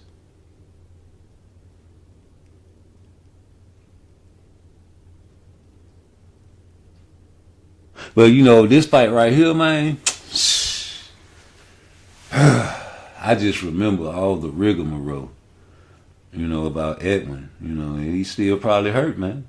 Edwin De Los Santos' shoulders probably still hurt, y'all. And he finna fight Frank Martin. That's a killer. He at 40, bro. And y'all want this man to rematch Shakur Stevenson, a nigga that beat this man with one arm? Why y'all want him to do that again, man? I want Edwin De Los Santos to beat Frank Martin and then go on not to fight Tank, not to fight Shakur Stevenson, but to rematch El Rayo. El Rayo Revenge Tour is more important than these fights, if you ask me. I think Edwin De Los Santos versus El Rayo 2 is a mega fight on the undercard, but a mega fight, a great significant fight that should be had right after this one. And I got Edwin De Los Santos beating Frank Martin worse than Artem was beating him. Because after 10 rounds, Artem was winning that fight, remember? And he got poked in his eye with the old school trick punch, thumb punch, and blinded him, and he took a knee. And that swayed the fight, if you ask me. Because, hell, that would have been a better fight with Tank than Frank Martin. But they had to fight a nigga on Juneteenth, didn't they? Yep, for the freedom belt. I forgot. See? Y'all hating on Tank. Tank do got belts, nigga. Tank got the freedom belt. He ain't kick that bitch across the ring and throw it on the judge's table or smash it in Suleiman's face when he got it. He took it and cherished and took pictures with it. And he won the freedom belt. And had chains on it and black people's hands on it. You know, Juneteenth, the day they say we was free, we had already been free like a year, and they ain't tell us. You know what I'm saying? That's the belt he gave him. So in reality, if you want to joke about it, Frank Martin's still a slave. And you ain't win your freedom on Juneteenth, nigga. And you ain't get your freedom belt. That man won his freedom on Juneteenth, nigga. And he was free of Floyd. Floyd's trapped in Dubai. You know, he free of all you niggas. He finna retire. That's the message he giving the children. The face of boxing say he's sick of this shit. No type of moral standings. What we standing on nowadays? Just the bag. The bag unsteady, homie, because they can take that shit from you, remember? Yes, they can, and they will, brother. They can, they will, especially if you're not conforming. And nowadays, you got to conform. Shit, it ain't like when I was back in the days, nigga, we got a pocket full of money, nigga. You can't walk around with pockets full of money no more. It's all digital. You have to conform, man. Turkey Al-Sheikh is putting so much money out there in the universe, man. You have to conform to that shit. And if you don't, go ahead and retire, brother. That's what they need you to do to get you out the way, brother. You in the way, brother. You is in the way, man. You are the one that is holding us back. You know what I'm saying? You can't just be the face of boxing and you got the other face of boxing over there dealing with Turkey Al-Sheikh. You mad at not getting the events like Canelo getting. Well, shit, Canelo over there politicking with the people, and that's the reason he getting the type of events that he's getting. You stuck over there at the PBC. When Floyd Money Mayweather became Floyd Money Mayweather, he had to get rid of that goddamn top rank shit, man. So how did he do that? Y'all know the old school story of how Floyd Money Mayweather got his independence. He had to buy his way out of that shit. I know Bob Arum was sick about that shit and probably regretted it. To this day. To this day! Well, he did that, nigga, and that takes a lot of nuts. A lot of you niggas ain't got no nuts to stand on, man. You cross them so much, they just iggy. We tired of that shit, man. We glad Turkey out here, man. Whatever he gonna do, man, whatever he doing now, man, is what I wanted to see, the PBC do. So what the fuck is I supposed to just keep on just letting you put fights in front of me that I don't want? I told you when I go to McDonald's or any restaurant in the world, man, and I order a vegetarian plate and you bring me some steak, I'm gonna say, hey man, I didn't order this. I don't even eat meat. I'm a vegetarian. But you're gonna say, man, please, just taste it. You gonna love it. I'm telling you, nigga. This all you get, nigga. Now, take it or leave it. I'm gonna keep coming back to that restaurant. I'm a dumb nigga, right? And I ain't gonna give it no good reviews either. I don't give a fuck how good the steak is. You meat eaters might love it, but I don't love it. You like to eat that shit. I don't. Why you gonna make me like to eat what you like to eat? I don't eat meat, nigga. I'm vegetarian. You eat meat, nigga. You the meat eaters, nigga. You meat eating ass niggas. That's what you is. You giving toast to Diddy, face ass niggas. And acting like that shit cool. Oh, he wasn't doing nothing at the party, man. You hate nigga. You wish you could be at the party and get. No, nigga, I ain't finna toast to that nigga. Give me a record deal and stay out my video then. How about that? Just give me the money and let me do me. Let me be independent. I don't want you in my videos like Suge Knight said. Okay, well, he just toasted. Okay, cool. This is a $1 billion nigga. Of course, he toasted to him. You know, you'll get money, nigga. Why you let him squeeze you? Why you let the man pick you up and then persecute and chastise that nigga, talk shit to that nigga and tell that nigga don't do that no more? Alright, man, I give you that shit, man. You know, you probably was in the presence of a nigga a whole bunch of money you didn't want to climb. You know, you got registered hands and some more shit. You know what I'm saying? Why you was over there with AB, Richard Hissins, doing the hoochie coochie dance, nigga? Trying to get low, you want to do your hoochie coochie better than him. He trying to outdo you, do the hoochie coochie, and you want to do the hoochie coochie better than you. Richards and Hitchens got super duper tight pants, so he can't even drop low like you niggas. So he just pooed it. I give you that. Y'all nigga probably was on them pills. You know, we already seen you smoking and some more shit. You probably was high out your mind, drunk. You know, we see you drinking. You get, you know what I'm saying, you get jiggy. You know what I'm saying? You just dancing, man. You just making fun and shit, man. Making fun of the hoes that was in the club that night. And we give you that, okay. But why in the world did you have the green purse and the painted fingernails? You know the kiddies are watching. You a role model. You the face of boxing, nigga. You represent the black face of boxing. Now, black people, you know what I'm saying? We got a black eye for that. Oh, this y'all leader? This who represent y'all? You wouldn't even fit in. You wouldn't even look right in the suit over there. I don't even think you'll wear a suit to Diddy party. Look how Tank looking that suit. Oh, man, you might have would have fit right in over there, man. Okay, I'm gonna give you that. You know, somebody, you probably had one of them vendors come to you and offer you a whole lot of money just to wear their product. You know what I'm saying? That's cool. I'm gonna give you that. Okay, you right. I'm over here hating. Yeah, man, I'm hating like a motherfucker on Tank, man. You know what I'm saying? Well, wait a minute though. Why you told that little kid at that event play soccer? I was like, oh man, why you ain't had to do that, man? That man want to be a boxer. Man want to be a boxer, man. And you tell him to play soccer. Okay, cool, man. You know, it sounds like Mike Tyson telling a little girl, man, fuck legacy. Man, you know, I'm probably just tripping, man. I'm just tripping, man. You know what I'm saying? But why you slapping your hips early in the morning, ain't even brush your teeth in your drawers in front of a whole bunch of niggas, ain't no bitches in the background, slinging it, ow, kicking and shit in front of niggas. And they recording you, and they, I just tripping, man. You know what I'm saying? You know, you around this bitch just having fun, you know what I'm saying? It's good, though.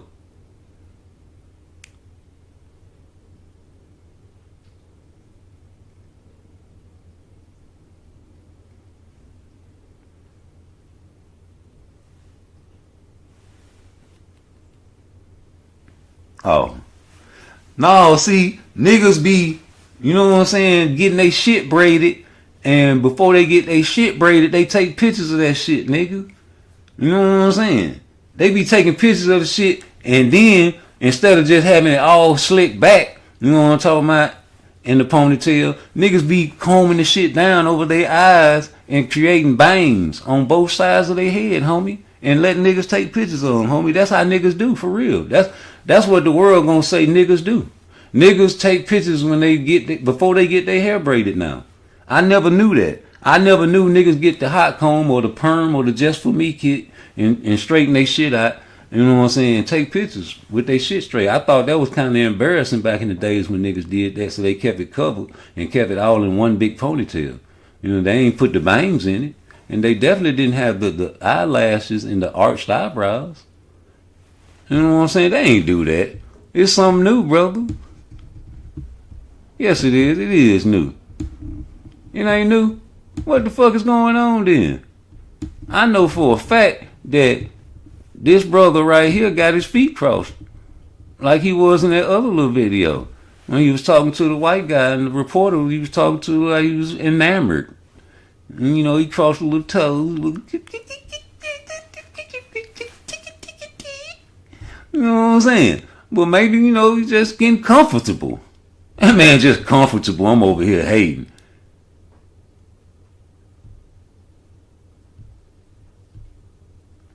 I'm hating.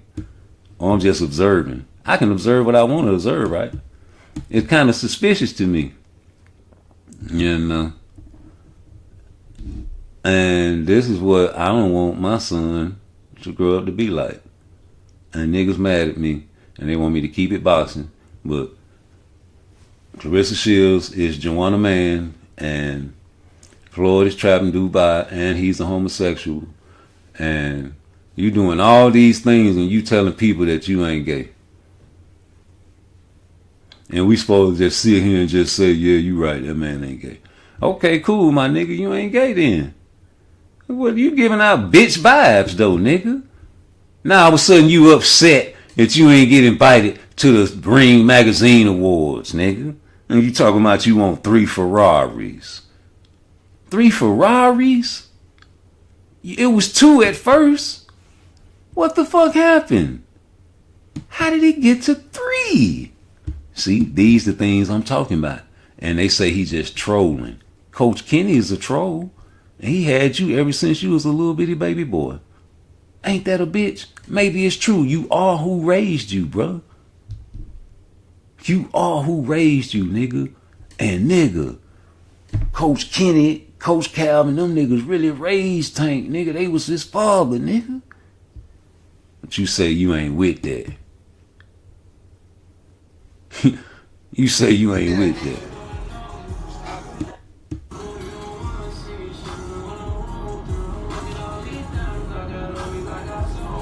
Y'all need to get a little gay with that. Come on, bro. What? I don't play that shit, bro. Niggas don't play that gay shit. Stop it. People that y'all be supposed to play with that gay shit, well, y'all don't even play with them. These niggas just whole gay out like fucking men. Y'all play, like, come on, bro. Yeah, I don't even want to hear that shit, nigga. You be playing that gay shit, nigga. Y'all be playing that gay game shit, nigga. You and all them niggas be doing that shit. Especially up that way, man. I was locked up with you nigga for over a decade, homie. And you know that it's true. Hey, man, it's cold outside, man. So I'm going to leave y'all with this video, right? But you know I'm going to be making videos as the day goes, man. So y'all bear with me and get my like button up there. Share these videos, man. Use my content like you use everybody else's content. Go to PARTTWICE on all platforms or go to Rap Chat and play my motherfucking music on your videos. You got permission to say mother lover. And there's a better way to saying motherfucker and you won't get your channel struck.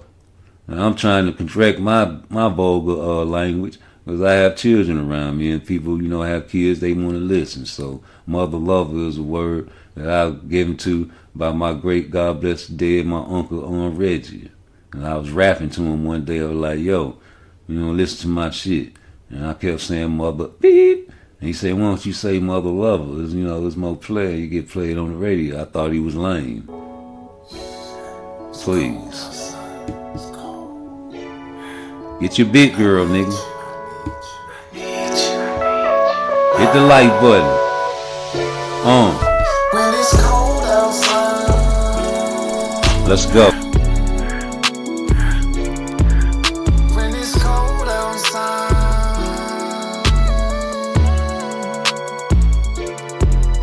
When it's cold outside.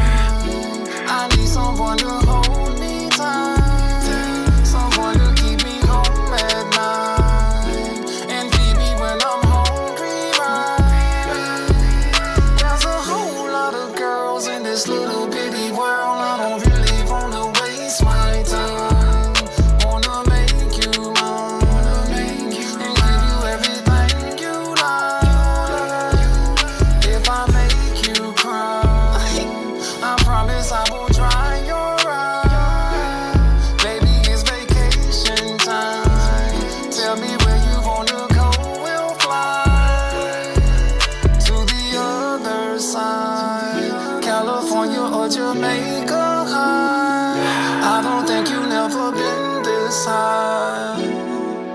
When it's cold outside. When it's cold outside.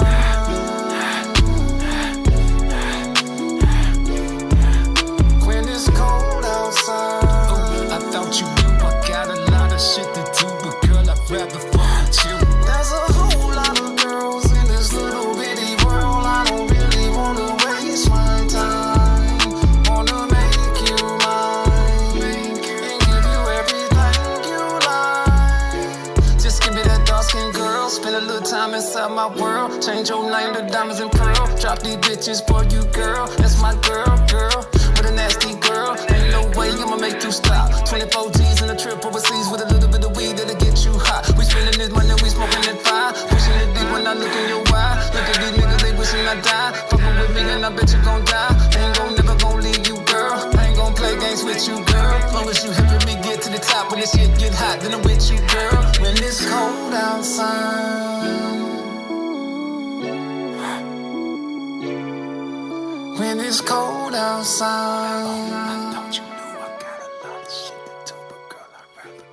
My opinion matters, and if you made it to this part of the video, you should know that I put these resumes beside each other for you to judge. Your opinion matters, just not more than mine. Start your own YouTube page and have your own judgment. Like, share, and subscribe. You know the vibe. Stop sneak watching. Stop sneak listening. I see you. I smell your fear. Please. Don't fuck with Mr. P. It's PARTTWICE, never nice. I'm ready to explode. I'm about to lose my mind. I'm about to lose my soul. This is gonna be another wrong turn. Fucking with you, boy. Bitch, you about to get burned. Bitch, you about to get burned up. Burn. I'm about to cry. I'm about to cry now. Ugh. Gorilla. Why? Cause if I cry, I cry. Oh no. Don't you do that. Don't you do that. You see I turned Buster Douglas into a monkey? Oh, he was a gorilla that night he fought motherfucking Mike Tyson, man. Surprised everybody. Surprise, surprise, surprise. Don't you get caught slipping. This an old school song back in Jacksonville back in the days, man. Don't get caught slipping. Ooh. Don't get caught slipping, because slippers count. Slipping counts. I don't care. Oh, man, nigga caught me slipping, so you dead. That nigga finna run up on you talking about some, oh, man, you gonna kill me, man? You caught me slipping. That shit ain't gonna count, my nigga. You might well let me make it. Oh, you caught me with my pants down, man. This nigga gonna kill me because you caught me slipping, nigga. I'm a killer, nigga. You gonna kill me, nigga? Yes, nigga. Yes, nigga. You gotta go, man. Shaka Zulu say, never let your enemies make it. You crush all of them completely, utterly. Destroy them. Never let them make it, man. And what Pimpin' Ken said, you gotta always use your smarts, man. You gotta always use your smarts. Y'all looking at everything backwards, man. You know, Floyd Mayweather say he coming to fight Mario Barrios. Y'all ain't even hear that? That's some shit that I want to be true, nigga. The money man is back.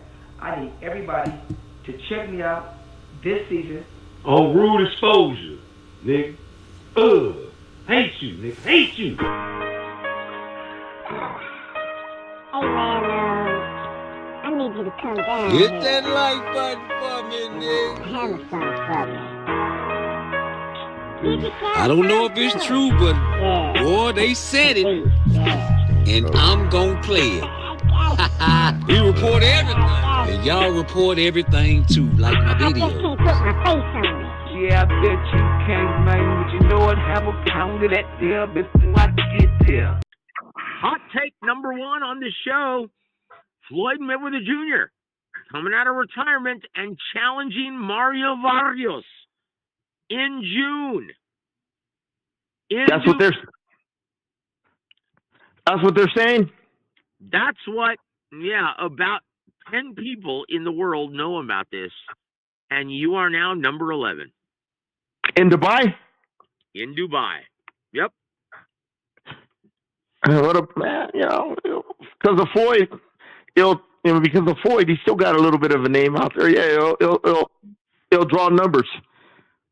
He'll draw numbers and everything. And Mario plus, Floyd's been doing these exhibitions. He keeps in shape all the time.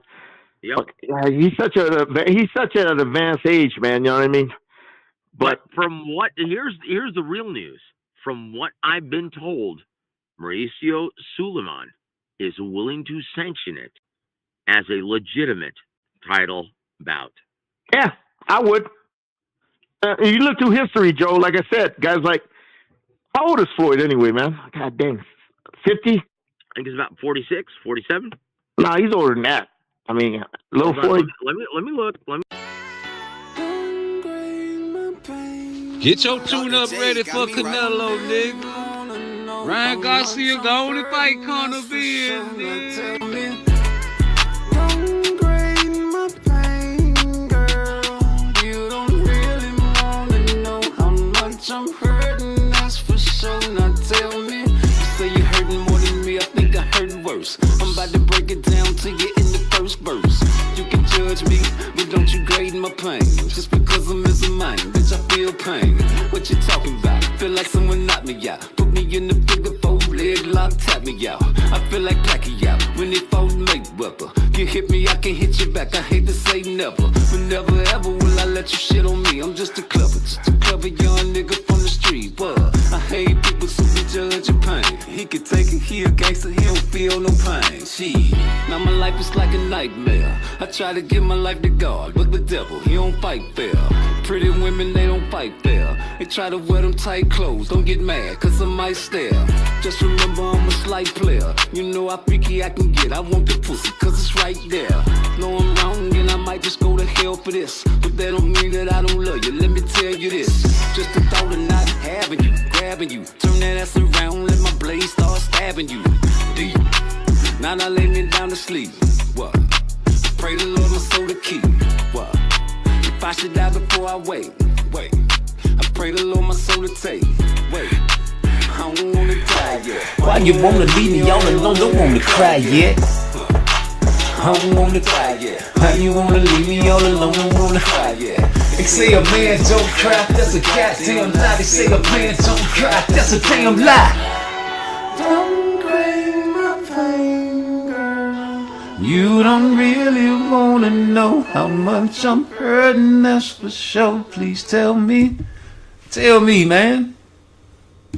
This dude is cap. This dude is a liar. This dude going social media lying like, dude. That's what blood does. What did you ever do to me in sparring? I mean, Richardson is somebody that beat with him. Ask him.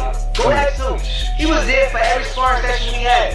He never cracked me. Don't lie. I mean, maybe he landed a good shot, but never did I feel a shot. Never did he bug me, never did he hurt me. I landed good shots on him too. So that's what you're trying to do, and this is what somebody asked me, like, coming up, he making up stuff right now. Like, that dude, that dude get the feeling himself and feeling like he's something that he's not. And to the world, he look like a killer, but I can't wait. I'm exposing. I'm exposing. I promise you, I'm exposing. Watch. I'm gonna be the person that exposes. I'm gonna be the person that he going there, he not gonna knock out, he not gonna hurt. He gotta go 12 rounds with somebody and somebody gonna be beating him. He ain't gonna like that shit. That shit going. Since you're closing in on Jamel, the blood excited. He sees weakness in him. No. Yeah.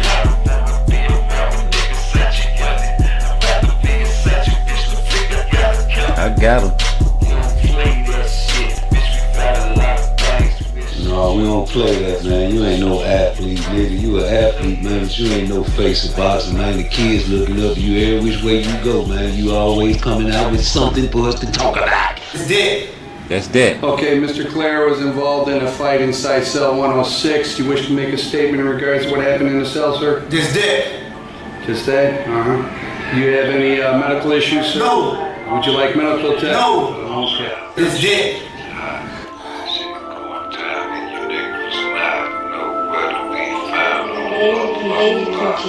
Where was y'all niggas when niggas was getting popped? Where was y'all niggas when the hood was going crazy? What was y'all niggas when niggas was pop locking, man? I was a little bitty baby when they was doing that shit. We experienced that shit, man. This shit changing, homie. These niggas gangsters now.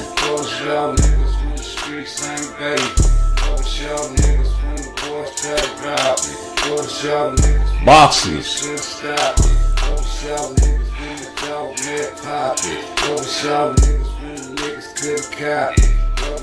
What was y'all when niggas couldn't copy the style?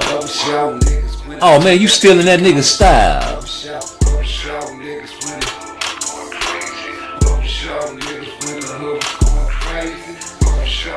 What was y'all niggas at, man? We was right here. You had to be a gangster to survive 91 in Chicago, and you had to be a gangster to survive 1997 and 98 in Jacksonville, Florida on the south side that year. You had to be a gangster in your neighborhood in certain areas and certain times. We out here certified, talking to real, trying to get the youth out the streets. What y'all doing? You niggas promoting that shit.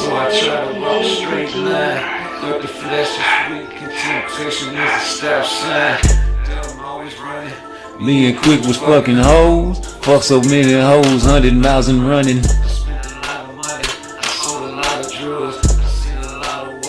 This penitentiary hoe. See, you used to be a crip, now you're blood. So I don't want to smoke you. You got blood and crips on your team. And you was a male stripper once before, so I don't want to fight you. I don't want no germs from no pussy nigga. And you know I'm in LA more than I'm Schwarzenegger. Here you go, nigga. Yeah. And went from that to that. Nigga was dancing back in the days, homie. Getting the bitches. Now you gotta have a nice gun to get a bitch. Yeah, you do. You see blunt. Blunt. Blunt. Blunt. Blunt. Blunt. What they doing, nigga? They hating. They hating. They hating. They hating. They hating. But them videos they waiting for. Yeah. PARTTWICE, nigga. Never nice, nigga. Blunt sports, nigga. Got them videos.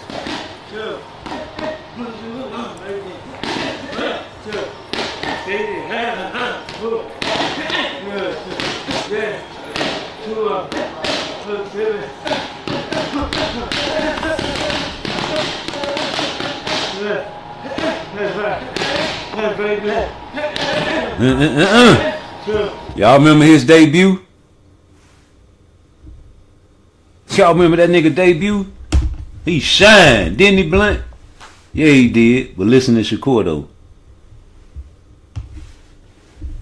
Hold on. WBC World Lightweight Champion is here. And Shakur, I mean, this guy, Floyd Schofield, he's been calling you out. Not a lot of people call you out, but he has. Has he made a bit of a mistake? Yeah, he definitely made a mistake. He's a good young fighter, hungry fighter, but I hope he still take the fight. I mean, I'm kind of worried because he's not here. I was kind of excited to see him. Do you have a message for him? Because I'm sure he'll be watching somewhere. Don't get butterflies and pull out the fight, Floyd. I know it's a hard time. I know you're dealing with a lot, but just show up. That's it. You've been tweeting about beating on him. You've been tweeting about vintage Shakur. What does that look like February 22nd? It looked like me coming in and put on my offensive bag, you know, let my hands go, beating guys up, and that's what I'm coming to do come February 22nd. Great stuff. Thank you, Shakur Stevenson. Hopefully we'll see you actually face off with Floyd very soon. Best of luck. Appreciate it. To you. Okay, let's go to the super welterweight division. Yo, wait a minute. People call you out, but he has. Has he made a bit of a mistake? Yeah, he definitely made a mistake. He's a good young fighter, hungry fighter, but I hope he still take the fight. I mean, I'm kind of worried because he's not here. I was kind of excited to see him. Do you have a message for him? Because I'm sure he'll be watching somewhere. Don't get butterflies and pull out the fight, Floyd. I know it's a hard time. I know you're dealing with a lot, but just show up. You've been tweeting about beating on him. You've been tweeting about vintage Shakur. What does that look like February 22nd? It looked like me coming in and put on my offensive bag, you know, let my hands go, beating guys up, and that's what I'm coming to do come February 22nd. Great stuff. Thank you, Shakur Stevenson. Hopefully Boy. we'll see you actually face off with Floyd very soon. Best That of luck. shit gonna be ugly. Okay, let's go to the super welterweight. You hear me? division. A brilliant. That shit gonna be ugly what he do to that young nigga, man. No, don't you dare. Don't you dare. I want to play what this nigga said. And he said what he said, and he meant that shit too. So don't you motherfucking back out now, nigga. Where that shit at? Y'all know I keep time stamp city, nigga. I'm not finna play with you niggas. I remember when you said that flaw ass shit. Here it go. People don't mean shit when you got money. Like, niggas change when they... Uh-oh. Look a certain kind of way. Because the last thing you want to do is misgauge this thing. Because that's... Well, fucking... type of performance. Here you go. Is that something like you see this? I in see your it. head? Like, I see it. Yeah. I see it. I feel it. Feel it. I feel it. You know, like it ain't nothing that's not achievable. You know, I know what I'm going up against. You know, so just gotta. When it's time to go in there and do what I do, I just gotta do it. Is it? I don't say animosity, but because of how the whole Shakur shit played out, do you feel like it's like a little like chip on your shoulder with that? He disrespected. You know, he disrespected me. You know, like, cause he know. You know, like far as. He talking about certain DMs and all that shit. When it came to the fight, like I kept it G. I said, y'all pay me this, and we can get a fans what they want. You know what I mean? He went on waxing, calling me bitches and all that. Like, bro, that's disrespectful, bro.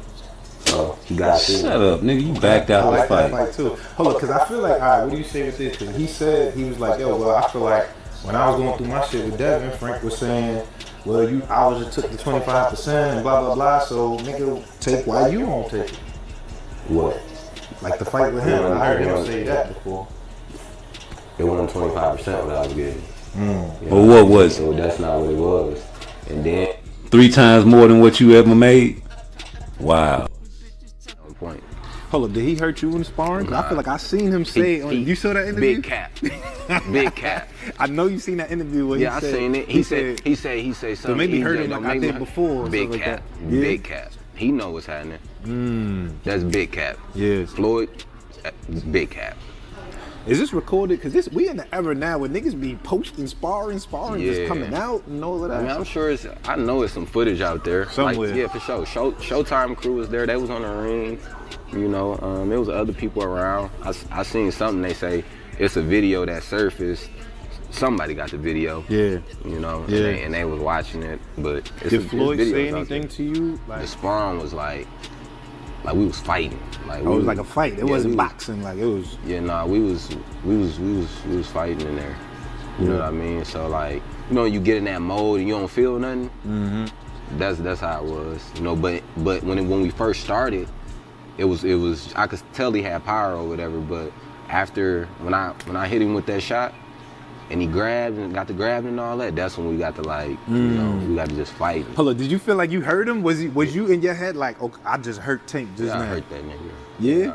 Facts? Yeah. Ooh, it's not a lot of people that can say that. You hurt that nigga, huh? You know, not a lot of people that say that about Tank. This is Tank. Alright. I don't know why he lied and said he hurt me. Yeah. He lied on you. Know what they talking about. You don't know what they talking Don't know about. what they talking about. Yeah, they definitely was going Tell him, around. Leonard. I was scratching my head like, that don't make sense. No, it don't make sense. No, it don't make sense. And they see that don't want when we talk about A side, B side. That's why they always say, no, we don't want to talk about that. Let the fans just want to. No, yeah, we're gonna talk about the A side because that's the person who's gonna dictate the terms. Right. Yeah. Yeah. It's always been like that. It's always been like that, but it's always been like that. But when you got certain people, and that's why it's okay. You know, gotta get in line and wait your turn. Wait your turn. And then when they act up, then they go to the back of the line. Hey, wait, back of the line. Oh my goodness. What happened when they act up, Mr. Sullivan? Go to the when they back. act up, you gotta go back to the back of the line. Yeah. Hey, you better read in between the lines. Read in between the lines.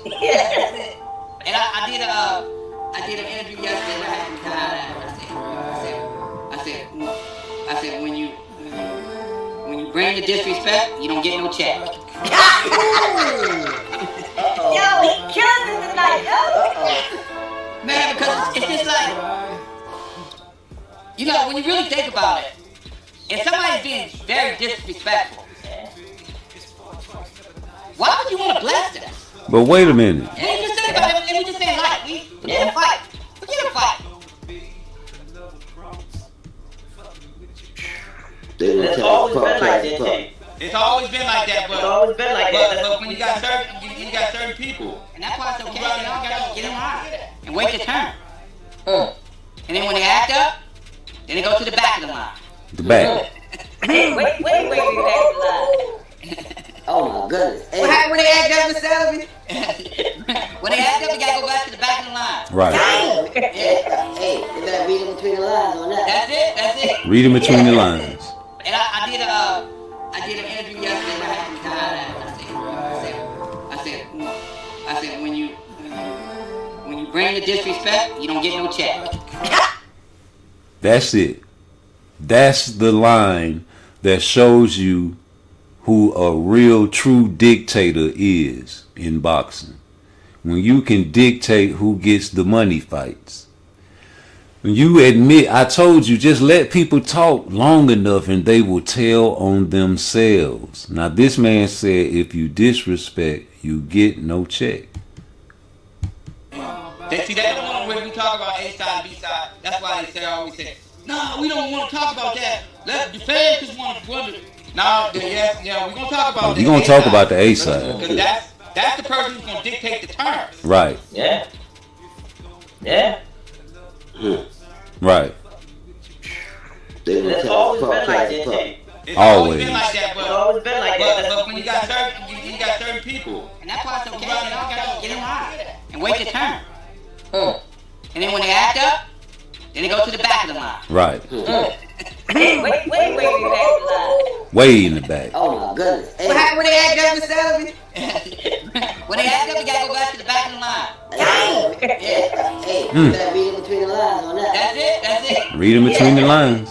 And I did an interview yesterday and I had some time. I said when you bring the disrespect, you don't get no check. That's right.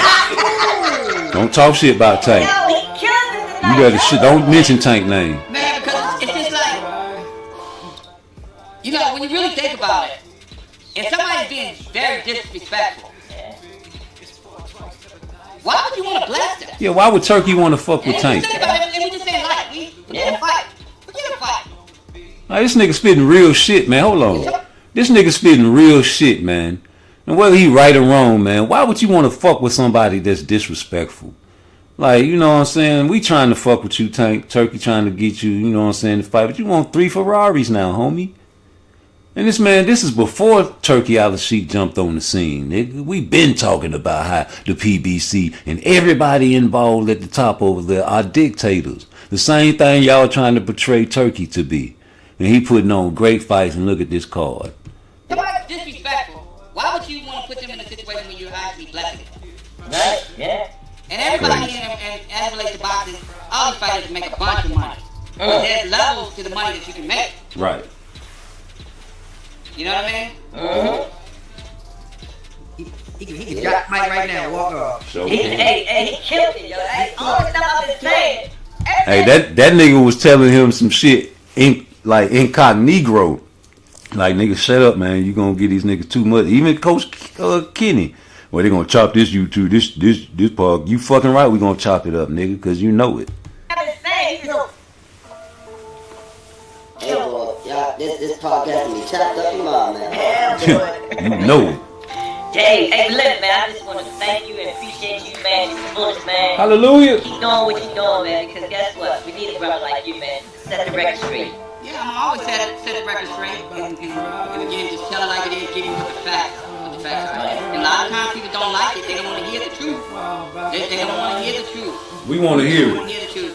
And another example, and this is something I do want to say there. Come on with it. Like, Aaron had a lightweight tournament, right? He organized the tournament. He signed guys to be part of the tournament. So, there were a few guys that were in his stable, whatever. Okay.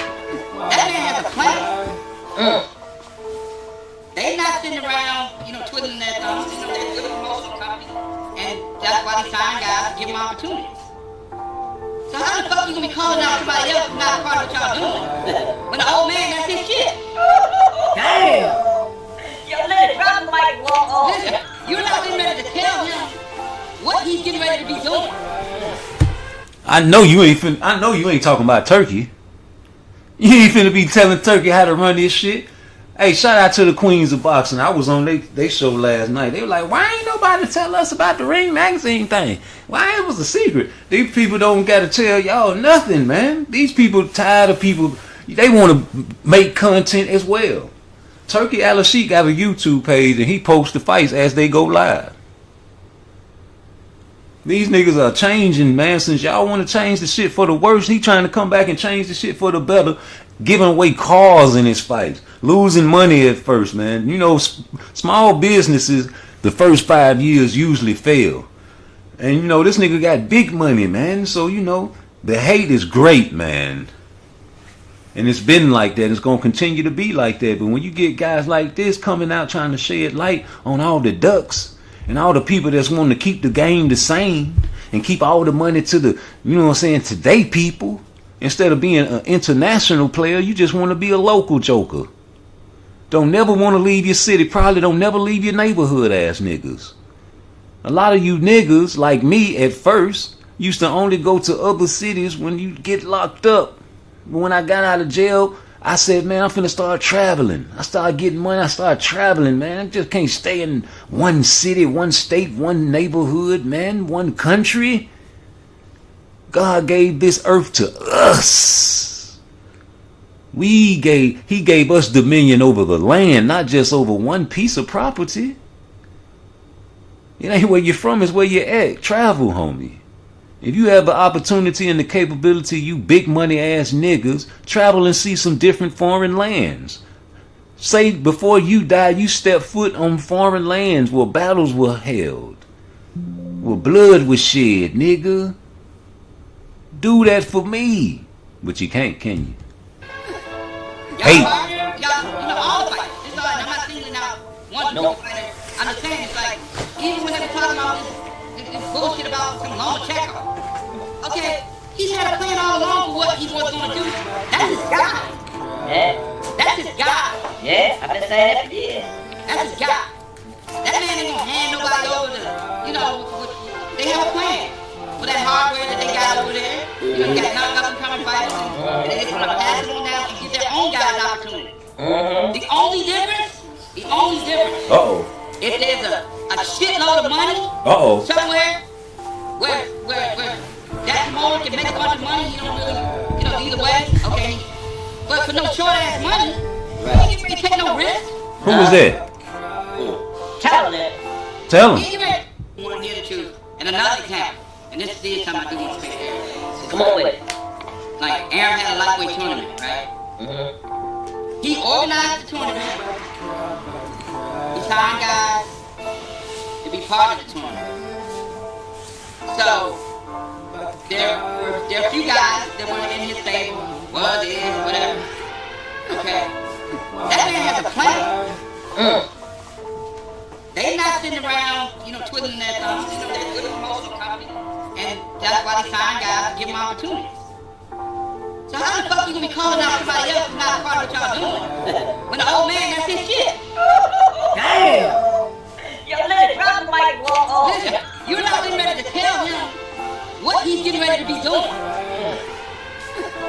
Y'all, you know, all the fights. This is all right. I'm not singling out one fighter. You can't tell Turkey what to do. Even when they were talking about this bullshit about some Lomachenko. That's his shit. Okay, he's had a plan all along for what he was going to do. That's his guy.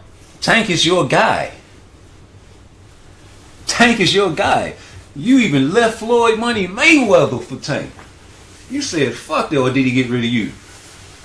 You probably was there. I don't know what kind of conversation killed that relationship, because you knew each other for over a quarter of a century. Some of these niggas ain't even been alive 25 years. You knew this man for over 25 years. And you said, fuck that, I'm going with the money. The real money. Tank Davis, you washed up, nigga. What have you done for me lately? Ooh. Woo, yeah. You one of them niggas. Opportunity knocks and you answer. And now that Tank has run out of options of, B-level fighters, and people are sick and tired of being sick and tired, you have no choice but to fight somebody. Because look at what Turkey's doing. You predicted it, Leonard. You said it's going to take somebody with a shitload of money. Or do I got to rewind the shit? I ain't got to do that. I don't even want to hear nothing else from you. If you disrespect, you gets no check. And that's that. And there's nothing you can do about that. So, for all of you Will Smith ass niggas, you know what to do. Take a toast for me. We tired of that shit, man. We about to say, fuck that. We ain't even finna make no content on Tank no more. We might do one video a week on this nigga, man. Cause nigga, only thing we gonna make videos of is how you come out and talk shit about each other. And talk shit about Turkey and get mad about coming to... I'm tired of talking about that. We want to see who you gonna fight, nigga. We about to make Lamont Roach videos, nigga. Niggas about to start making Lamont Roach videos, nigga. You making videos of how fast you can throw some fucking punches, nigga. You gotta get close to a man to throw them type of punches, nigga. Easily to be counted, nigga. You throw them type of punches when you got somebody hurt. That's when you throw them punches, nigga. Blunt Sports, what's up? You ain't called the line or threw a link in the chat or nothing. Oh man, I'm about to wrap it up, but we'll love to hear from you. You said you was off of work, you supposed to have been hit the bat line, man. You always welcome to hit the bat line. You know what I'm saying? You are Rude Exposure, nigga. And I'm Blunt Sports. Nigga, them videos they waiting for. There's too much to talk about. What's the business? Man, what's poppin', nigga? You tell me, man. They popping shots and I got bulletproof hats on. Already, nigga. Hey, man, what's up with your boy Tank, man? What's up? He jealous or some shit? Gots to be J.E. Ellis. Come on, he wanted 3 Ferraris, remember? Yeah. You ain't hear me when I just played Leonard Ellaby? Nah, I just popped back in. Man, Leonard Ellaby predicted Turkey Al-Sheikh's arrival.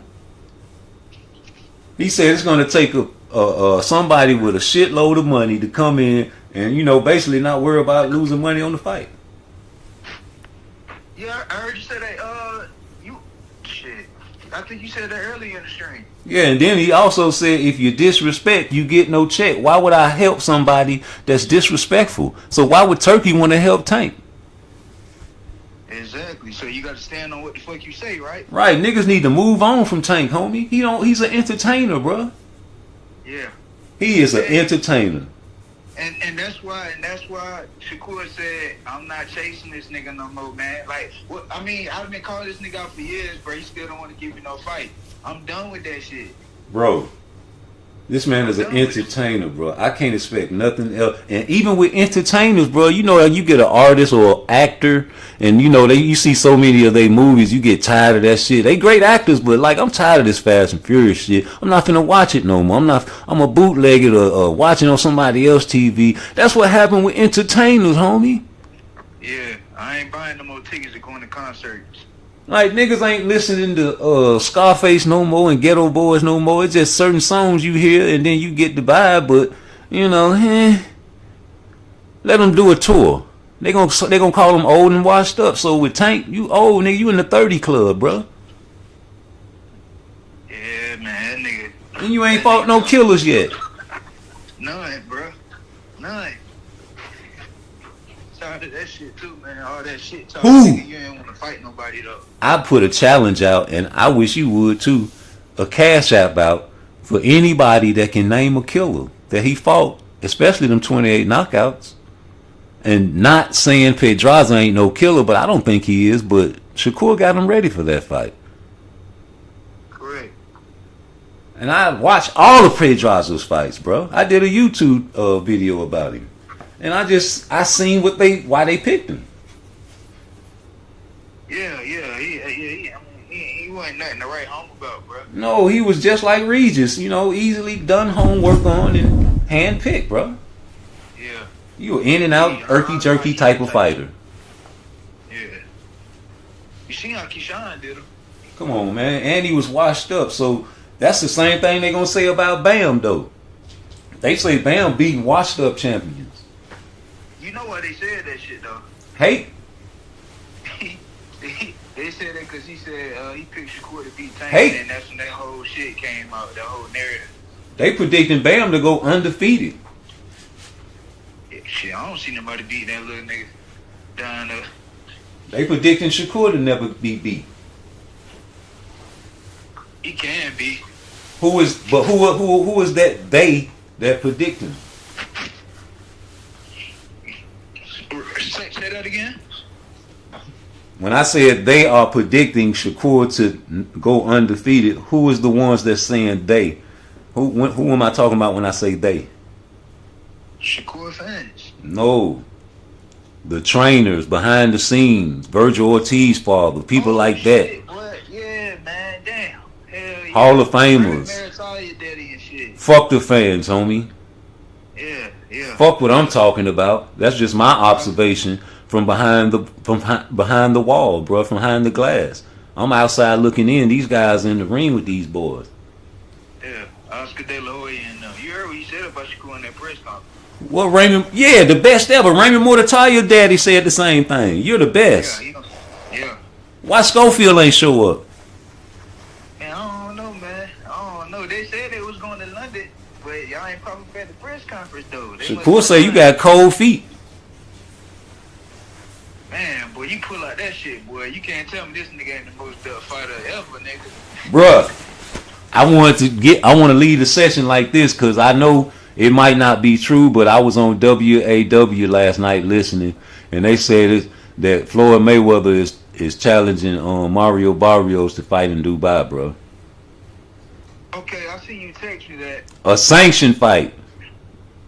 Suleiman. I mean, what he trying to prove, though? Nigga, you can't retire if that shit in your veins.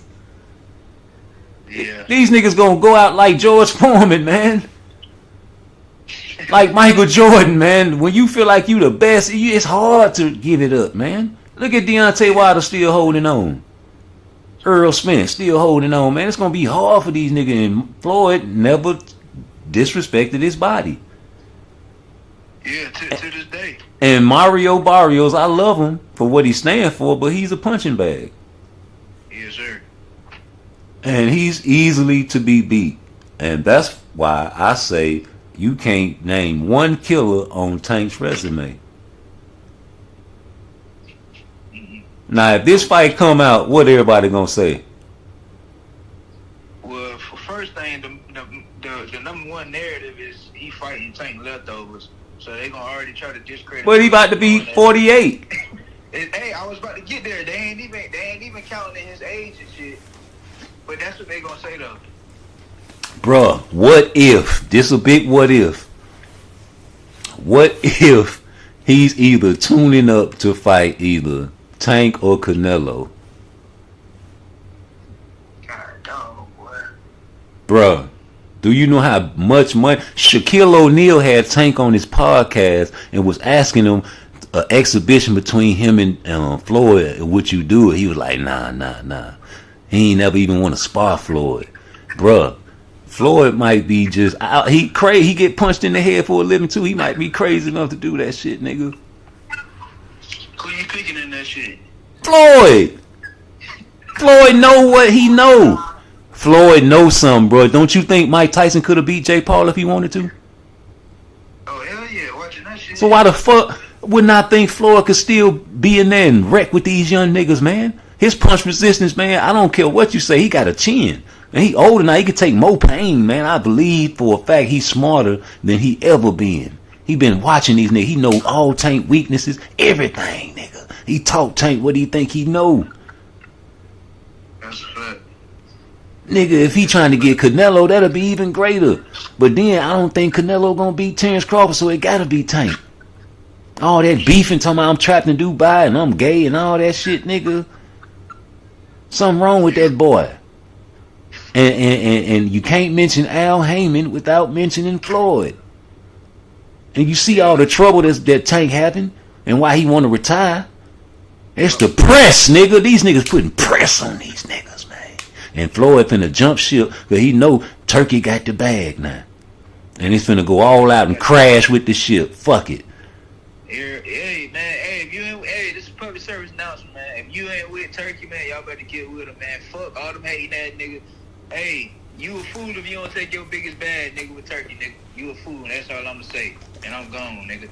Peace. Peace, brother. And I'm out this bitch too. And them videos they waiting for.